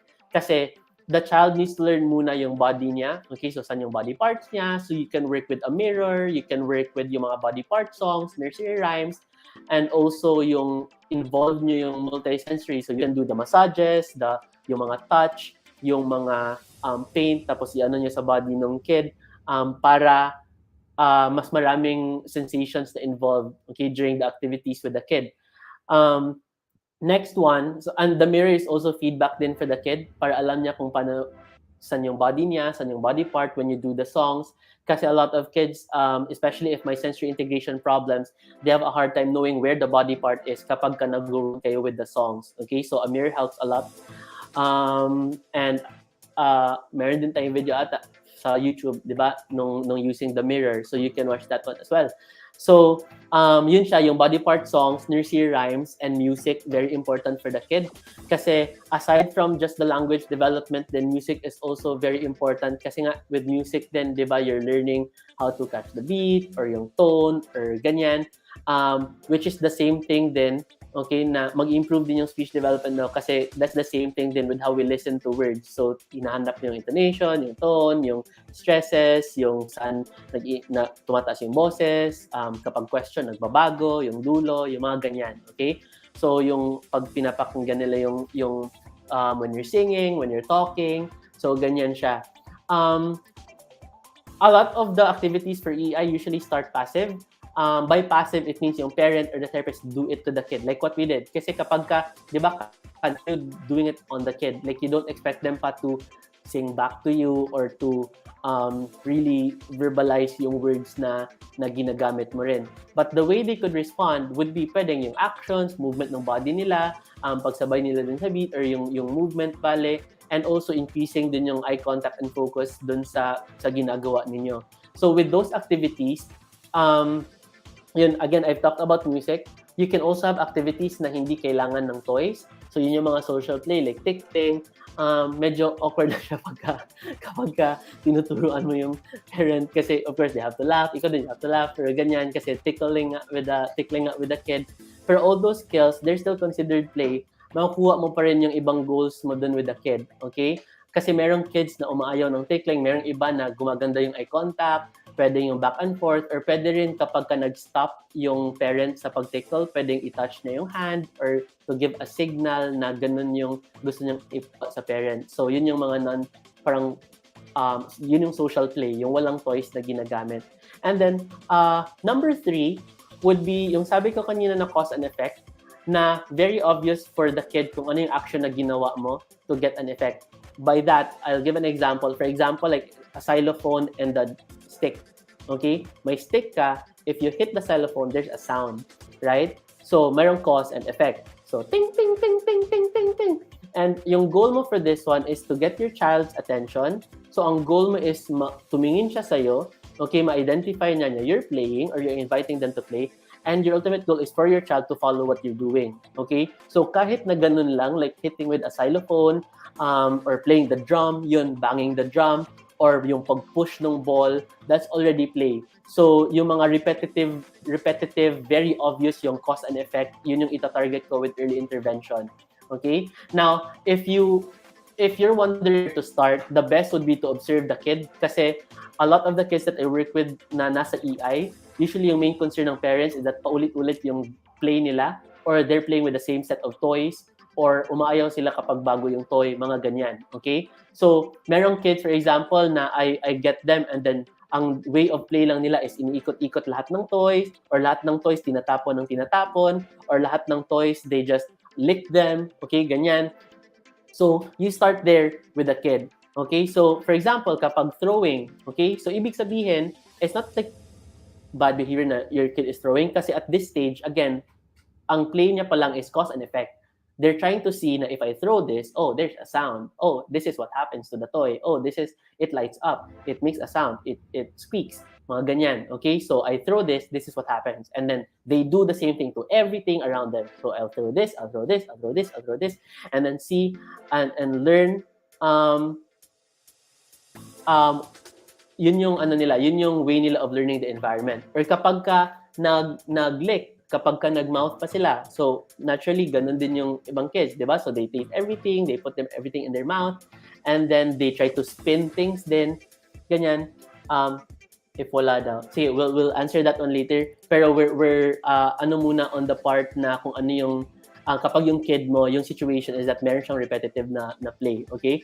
So, what you do muna is you start there, kung ano yung ginagawa niya na repetitive, you join that play, you follow the child's lead, para ang goal mo is mapansin niya na sumali ka sa play niya. Okay? Instead of letting your child join you, you're going to be the one joining their play. So, ikaw yung papasok sa circle niya hanggang manotice niya na, oh, you're following me. So, that means you want to play with me. So, ganyan. So, mapapansin mo na gets na nung kid mo if they look up, if they try to get a toy. Okay, that's why ang gusto ko na approach, what I really love parents to do is that they do something and again, mapansin ng kid, like titingin dun sa pag-play ng xylophone and then they stop.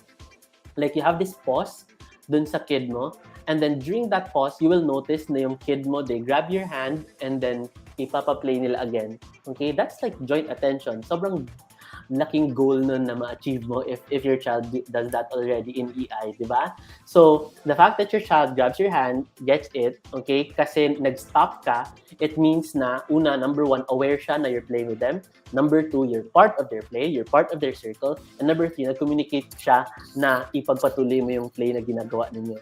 Di ba? So that's joint attention. That's a really good goal to set in EI, and you can achieve that one with yung mga cause and effect sensory motor types of play.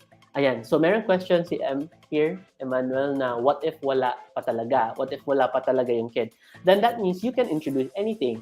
Okay, you can introduce different multisensory toys to your kids. Even if it's just a blanket, rubbing a blanket is already play for kids. That's cause and effect. Because if I touch it, I feel comfort. That's the cause is the rub, the effect is I feel comfort.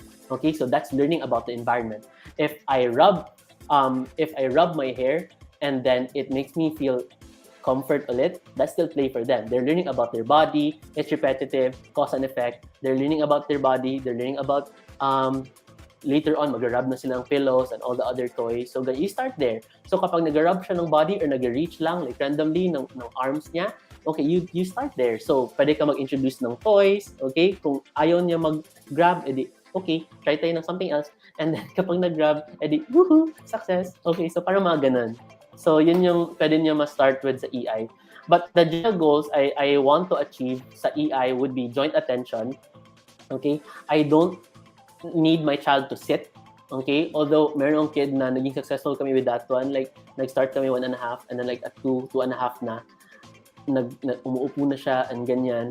And we use that same approach. And then, nag-spin lang siya. Nag-start siya with spinning all the toys, and then we move towards different types of play na. So, ganyan siya. Nung nag-start siya with spin, we had to spin everything, all the toys. But again, it's different toys at least, di ba? So you can introduce different toys na pwede niyang ma-spin, ma-rub, and then expand. Kapag nakapasok ka na kasi dun sa play ng kid, sa circle niya, it's a lot easier for you to expand in there. Ayan siya. So ayan siya. Joint attention. Ano pa ba? Play development. Ayun. Imitation. Imitation in terms of big body movements. Imitation in terms of yung fine motors, pwede din the words na. And then, of course, yung pretend play. Very important. So, yun yung mga tina-target ko kapag if I work with children in EI. So, pwedeng self-care muna, you play with dolls, you play with robots, and then do the brushing teeth, you do the taking a bath, kahit sleep, that's still play, di ba? So, let's go to sleep, let's yawn and stretch, and then let's brush our teeth, let's pretend, mga ganyan. So, kahit yung daily task nila, that's the first level din of pretend play, di ba? Yung actions that they observe every day at on a daily basis with family members muna. So, yun yung pinaka-first level. The next level would be their pretend play na family themes na yung cooking, yung cleaning, yung what else? Ano pa ba yung ginagawa sa bahay? Repair, yung mga ganyan. Ayan siya. So within the home pa lang. Okay? So dun ka muna mag-start na goals kapag early intervention. Ayan siya. Okay. So ayan. For specific activities, yun, cause and effect. You can watch our videos sa YouTube about yung toy recommendations ko for, what was that, 0 to 2? I think the first video. We had a toy series nung December.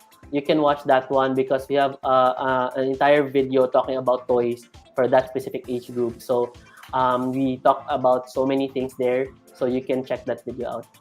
Ayan. Okay. And we're done already with 3 questions. And then we have 2 toys. Okay. So now, we're gonna talk about toys this time before we go to one lesson. We're already 1 hour, 38 minutes in. We have 60 people. And then, thank you so much, guys, for staying with me tonight. Okay. Ayan. So we have two toys. And then I actually wanted this to be a TikTok series. So yun nga, kasi two toys.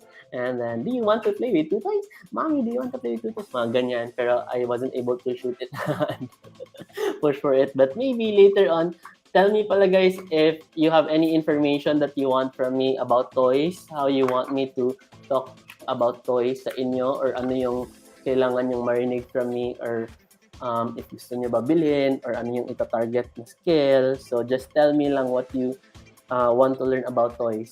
But we're done already with the questions, and we'll go na to two toys. Okay. So sa mga hindi pa nag-dinner dyan, kain tayo. Before I start, I'll also eat.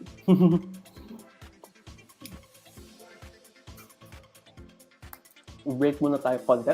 Yan.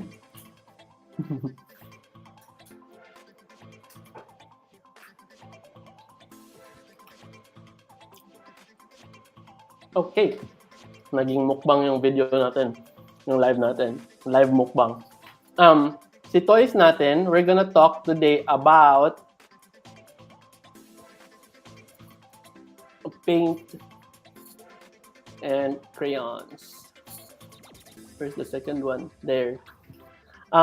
This is useful then in relation to question number 3, talking about handwriting skills and fine motor skills dun sa kid. So, which is why I also chose these two for tonight. And then if you have any suggestions, if you have two toys na gusto nyong ma-compare natin, two toys na gusto nyo ma-explore natin, ma-pag-usapan, and talk about, okay, in our live video, chat lang kayo, and then so that we can include it in our next dinner discussion. Okay, sige. Ayan. Kain mo na guys. If you're listening, pa-chat naman muna guys kung ano yung kinain ninyo for dinner, or if you have two toys, suggestions, if may gusto kayong pag-usapan na toys, i-chat nyo lang so I can take note of it, and then yung gamitin natin. Subo lang ako konti.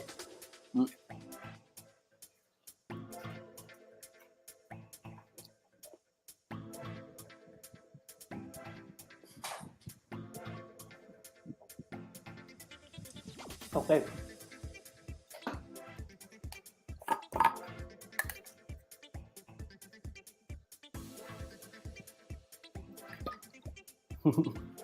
Okay, ready na.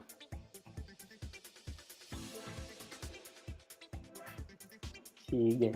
Okay. So we're in part 2 already. Welcome to Two Toys, guys. And here we're gonna talk again about paint and crayon. So both of them, yung similarities nila, of course, they're colorful, they're bright, they're fun for kids. Majority of kids really perceive them as play. It's so easy to introduce to kids.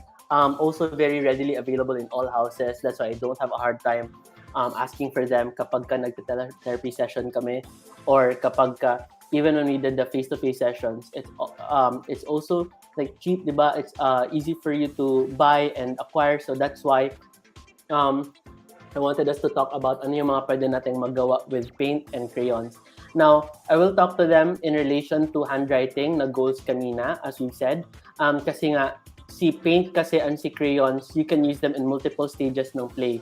So sa sensory motor stage pa lang, even if your kid is not aware of colors, like wala pang color awareness yung kid mo, you can already introduce crayons and paint.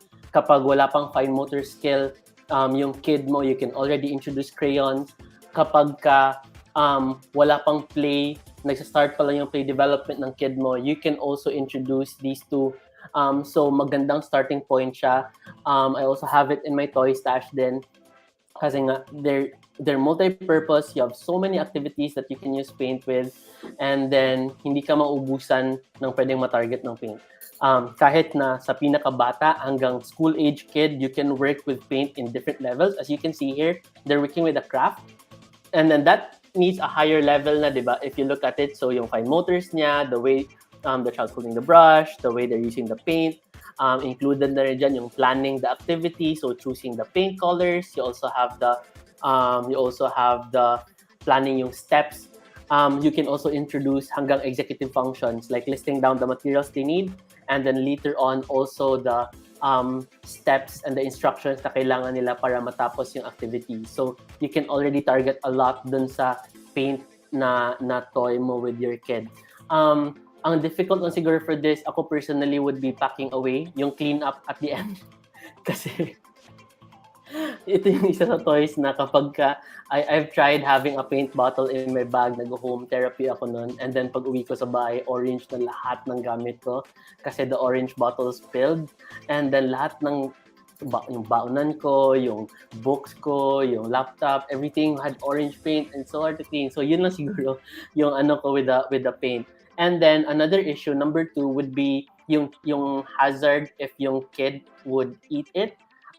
Kasi since you can introduce this early, of course, some kids would see the red paint, the yellow paint as food, and then yun, pwedeng ima-mouth nila. So marami na namang readily available na non-toxic paint. So that's why you can choose those for the kids. Meron din tayong yung nandun sa toy recommendation video natin, we had the scented paint din para mas additional multisensory pa. So you can also have that one para ma-work on mo with your kid. Now, mag-start muna kayo with non-structured. So that means kahit anong gawin niya with the paint, okay, wala mo ng rules, just finger painting lang talaga. So that's the most basic level you can work on. Dip and then put, dip and then put. Still sensory motor, still cause and effect. Multisensory na kasi they already have it in their fingers. May texture pa, may temperature pa ng paint, especially if it's cold. Ang dami mong aspects na ma-introduce with the kid. At a higher level, pwede mo nang i-work on yung fine motor control. Like you can have patterns na, okay, na kailangan within lang the shape or within the picture lang siya pwede mag-paint. So yun, you can work with fine motor control already, na finger lang muna before you even introduce the brush. Okay, so finger lang muna yung kahit hindi mo rin i-target mo na yung opening ng bottle, like dip lang talaga and then paint. Yun lang siya. And then later on, you level up. So ayun, siya na yung kukuha ng paint bottle, open ng paint bottle, pwede rin yung mag-start na siya with using the brush, kahit pangit pa muna yung yung hawak, hindi mo pa naayos yung grip, okay lang yun as long as nag-explore siya with something to introduce and shift towards fine motor skills. So ayun siya, yung using mo with the brush. And later on, kapag older, yun, mas complex instructions, siya na yung pipili ng color, pipili ng activity, ayan. Next, the next one would be si crayons. And then, yung purpose ng crayons, that's why I related it with the paint, is because magandang starting point si crayons for your handwriting training. Si crayons, these are all oil pastels, I think. And then, acrypas, yan. So, kapag ka nag-introduce ka ng crayons, okay lang din yun if you start with a smaller, broken ones. Walang problem yun.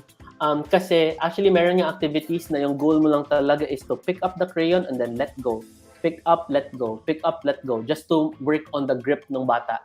Okay, so that's already an activity na pwede mong matarget, yung crayon grip itself na development. Okay, and good din siya dun sa nag-ask kanina, how you could introduce yung handwriting with your kid kapag ayaw siya.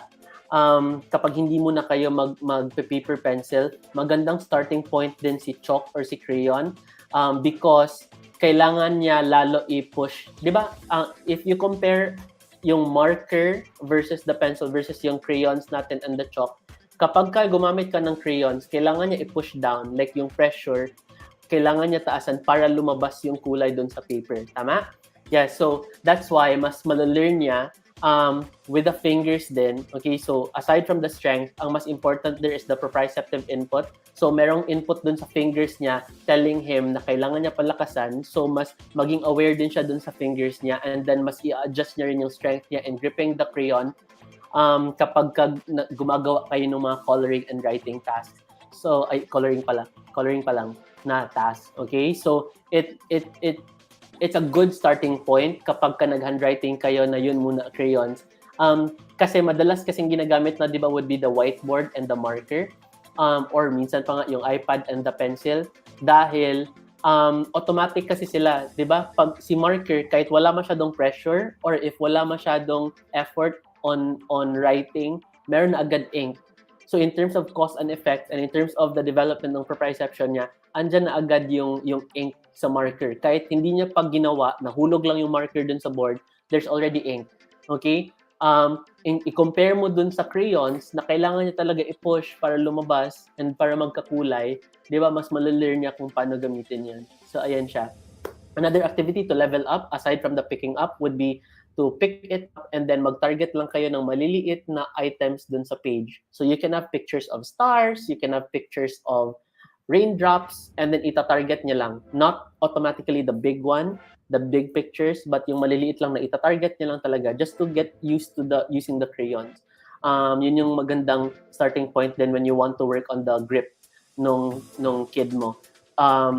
If hindi mo na kayo mag-jump to the pencil grip, stop muna kayo dun sa crayon grip, okay? Goal na yon in itself, yung pag-pick up and pag-let go ng crayon na broken, yung maliliit. Okay, that requires a high level of fine motor skill. Okay, yung pag-pick up pa lang. And then, marami na rin siyang ma-improve doon. Lalo na if may ipapatarget ka sa kanya. Okay? So, ayan siya. Yes. So, here, in our picture, you notice the child scribbling.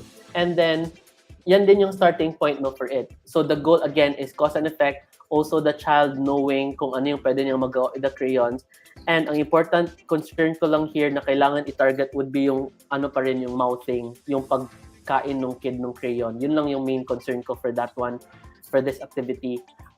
Which is why kailangan mo lang i-remind yung parents. And of course, since nasa age pa yung kid na nagmamouth, naturally, explore niya yung crayon ng ganun.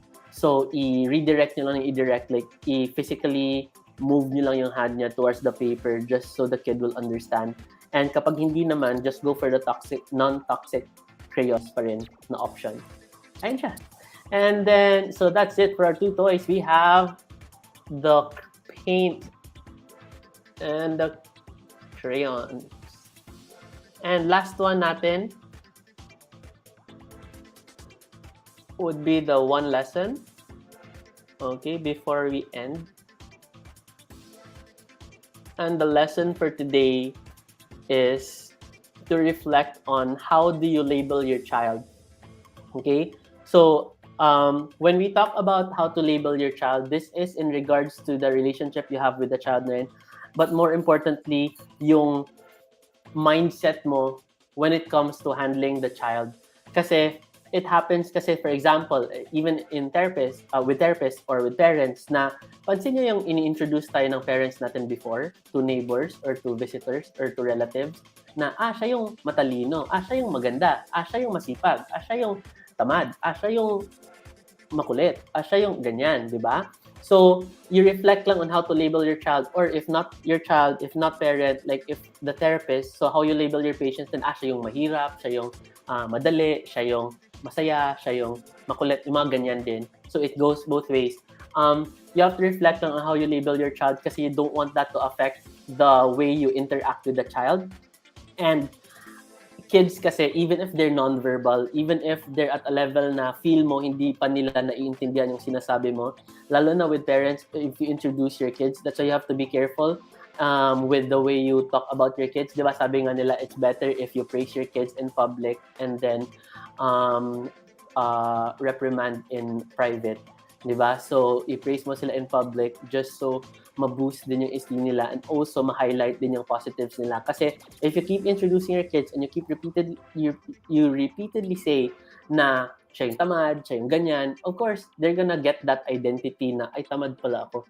So, since tamad naman ako, ano bang ginagawa ng tamad? So, hindi sumusunod. So, parang ganun.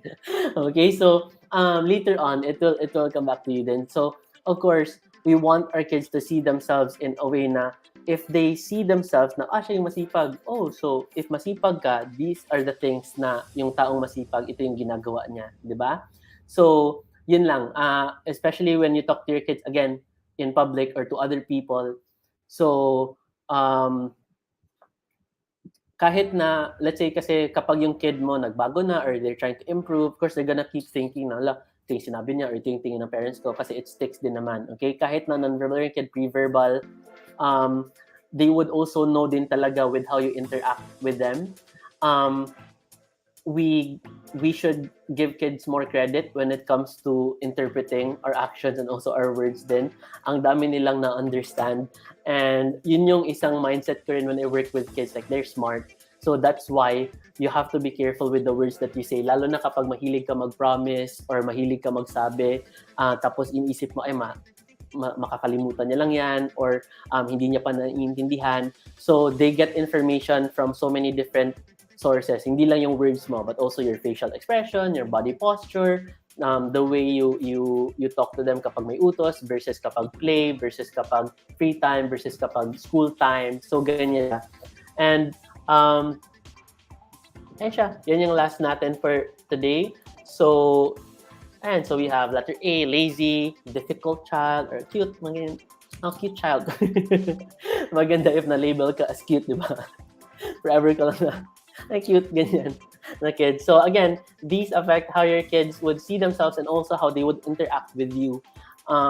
Kasi you might think na, my kid will be motivated in proving to me na hindi siya tamad. Ganyan. So, kapag mahirap na, if it gets hard na for them, of course, they're gonna think, wala din naman magbabago. They're still gonna look at them this way. So, ayun siya. So, reflect lang and be aware about how we label our kids. And I hope this helps. Helpful ba ito na lesson? Yeah, I hope you find it helpful. And ayun siya. And then, before we end, so the reason why I chose this lesson for our first one, kasi we're actually already working on a seminar. We're working on it. It's a free one, so walang payment. And then we're scheduling it because on image not found. Wait lang, I'll refresh the page muna. Ayan siya. Sige. But we're planning an event where we will talk about behavior and behavior management. Kasi we had a recap video before of all the OTTTPs, and then we had a survey of about ano yung pinakakailangan ng parents na information from me, and lahat ng sagot talaga behavior management, just behavior management, yung gusto nilang ma-learn. And that's why when I was trying to make a video for behavior management, I knew na hindi ko talaga siya malalagay in just 10 minutes. Like, there are so many different approaches, so many different ways on how you can look at a behavior and also try to solve it and work on it with your child and your therapist. So that's why ang mangyayari, this will be a 4-day seminar. Hindi pa open yung registration kasi we're still finalizing the forms. But we are doing this because magto 2 years na rin yung growth na page. Yay! Yes, ang birthday. Kaya din tayo 321 grow. Kasi 321 is March 21. That is when we started the growth page. And then, so that is this Monday na. But the event will be... Wait lang.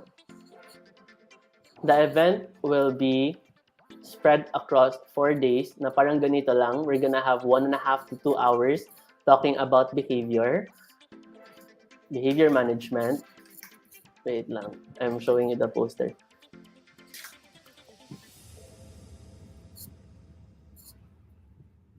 So that kahit hindi pa open yung registration, I hope I get to see you on those days.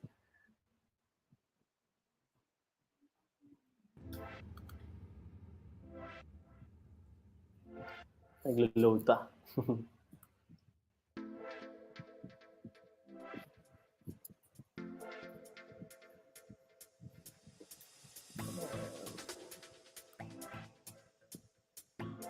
Okay. Please tell me pala if you're interested with the behavior management na seminar, the type of questions. Ang dami din kanina na about how to handle kids if they hit, if they cry. And at the end, we can still cover like maybe 2 more questions before we end the live. And then I'll show lang muna this one. Share.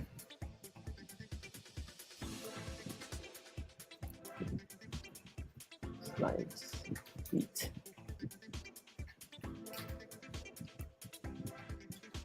Share the...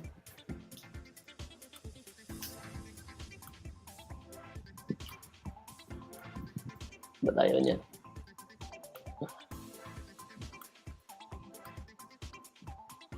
Ito na.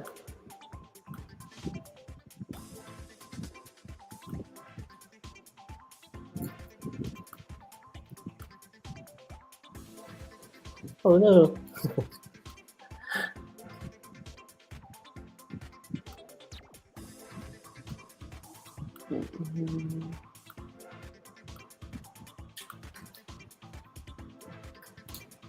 It's loading. Ito na, guys.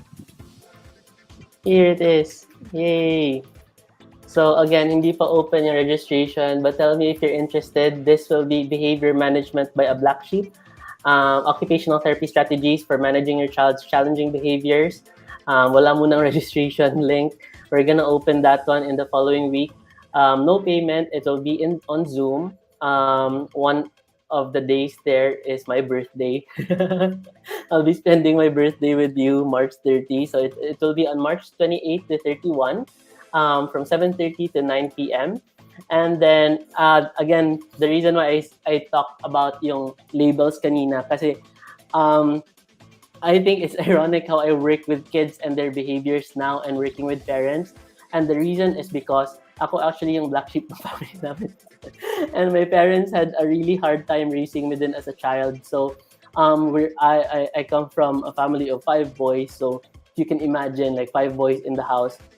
Ang daming away, suntukan, very physical, very wild yung bahay namin. But of course, we're gonna talk about how my parents then handled me in particular kasi parang nag-vote na yung mga kapatid ko na black sheep. Kasi I went through, of course, a hard time then, especially in yung mga adolescent stage, which are mga transition stage in life. Yeah.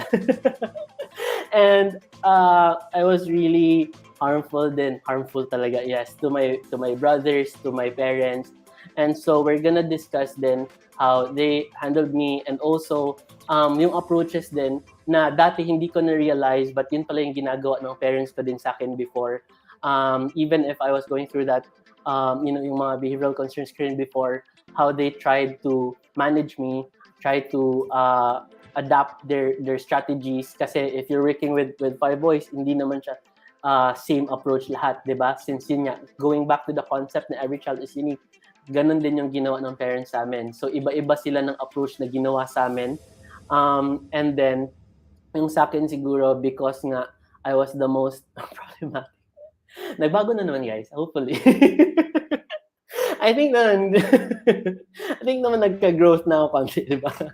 Pero yes, pero yun yung ano ng mga kapatid ko sa akin, because when we were growing up, ang ano ko talaga sa kanila, like yun nga, very physical, very hurtful. But later on, hopefully, sana yun, from that experience then, yun din yung pinanghugutan ko why I really love working with kids. Kasi ang na-imagine ko was that one of the reasons why I became an OT was when my grandma was hospitalized and she had stroke, and then that was the first time I encountered an OT, and then hindi ko pa alam at that time na OT na pala yun. And then when I got into OT na, I shifted towards pediatrics, and I really have fun working with kids. And then ang nangyari din yun nga, yung ano ko is that when I work with the parents, then I sometimes imagine lang na it's like me giving back to my parents that time, na hopefully when my parents were going through the trouble they had with me, hopefully I'm wishing they had somebody and the help that I'm giving to parents now. So parang ganun yung gusto kong mindset din. That's why I get passionate helping parents din and kids. Kasi sana may OT, or sana may tao na nagturo din sa parents ko how to manage me that time, para they wouldn't have a hard time then. And then, of course, given the label na I am also, yun nga, in our family, the black sheep, inaano ko rin, of course, yung interactions ko with my parents now, and also my brothers, na syempre, I want to bawi din. And yun lang. So alam ko na nangyari na yung lahat. So that's, I hope na I get to help then the parents now kung saan sila. And then kids also don't feel like, alam mo yun, kasi nga we said na diba? They also don't feel na their parents are having a hard time managing them. So that's why yung ultimate goal ko talaga is to really improve yung parent and the child na relationship and the interaction, so that they would come out better than I did, and parents will also have a better experience raising their kids than my parents raising me. So ayan. Yes. Hello, Embrix. Ayan, King. Yun pala nickname ko, guys. Ayan siya. Okay. So, that's it. And, again, I promised you a question kanina. So, to end tonight, thank you so much. We've been together for 2 hours already. And, pwede ba yung 2 different OTs? Tantrum. Okay, this will be the types of questions we're gonna cover dun sa behavioral talk natin.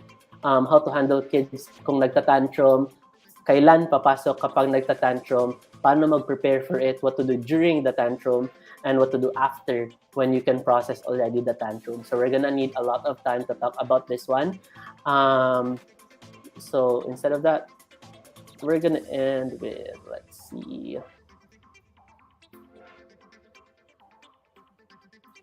Okay, we'll end with this one na lang. Good evening, teacher. Ask ko lang po, my child has mild autism. Nag-OT na siya for how many weeks na po? Fortunately, my son is okay with his therapist. Always excited to go to OT, but if he's in the house, na always na siya nag-tantrums, oftentimes crying, especially kung hindi makukuha ang gusto niya. Very obedient siya sa kanyang therapist, but sa amin na ibang-iba. Okay, for this situation, there's a process when your therapist will need to transfer the authority to you. Okay, that's part of it. This is natural kapag nagsa-start pa lang yung therapy yung kid. Kasi of course, the role of the therapist there is to let the child tolerate authority. Nasabi natin kanina, ma-tolerate niya lang yung authority and also yung structure. Kasi we're coming from a place na yung kid ayaw sumunod muna or hindi pa familiar na siya yung adult yung nasusunod, di ba? So, it's a growth process for the child. Ang nangyayari, kailangan niya muna mag-adapt to somebody telling him what to do. Okay, so yun yung first step. Now, the therapist will be the starting point, okay, the starting person of authority. And the child needs to tolerate muna that one before the therapist can transfer authority. Okay? So, ganun yung process. So, that's good. That means that's really good progress. Your child and your therapist obviously has a really good relationship, and you're gonna have a lot of improvements on that one. The next step would be to have you join the therapy session. Kapag later on, you can talk to it then about with your therapist para you can decide together kung kailan po kayo mag-start na mag-transfer. Mafe-feel naman yan ng therapist if it's too early, kapag hindi pa ganun ka-comfortable yung kid kasi hindi pa siya consistently nagpa-follow, may good days, bad days pa, ganyan, may days na ayaw talaga. So, it would be hard to transfer to you kasi sa kanya, inconsistent pa. Pero once you see na very consistent na yung kid nagpa-follow with the therapist, you can already see na, oh, pwede ka nang pumasok, you can already transfer, you can already get some of that, parang authority na figure, mapunta din sa'yo para ma-transfer nyo rin sa bahay. And then, after that one, after you could also have your husband join. And then later on, you could also have the grandparents join, the yaya join, the other relatives join para ma-transfer nyo rin sa kanila. Kasi the goal is for you to have a team that includes the therapist, you, the family, the child, and the teachers din, na consistent yung consistent yung approach when it comes to behavior. So, but that is, where you are now is a good starting point. That's really good progress. And then mag-move lang kayo forward later on then with that one. So that's a good starting point. Later on, you can already transfer authority na. Ayan. Okay, so that's it. Thank you so much, guys. And that ends our first ever live dinner discussion with OT Cesar. Thank you so much. So, saan ba tayo? Ayan. Show ko lang yung thank you slide ko. Yes, thank you for joining. 3, 2, 1, grow. I'm gonna see you some other time. Hopefully, we can be here Tuesday para we can have more live sessions and we're gonna cover more questions. Then we'll have more time to talk about all the other concerns you have. So, that's it, guys. Bye-bye. Ayan. Papam, papam, papam, papam, pam, papam, papam. We are going.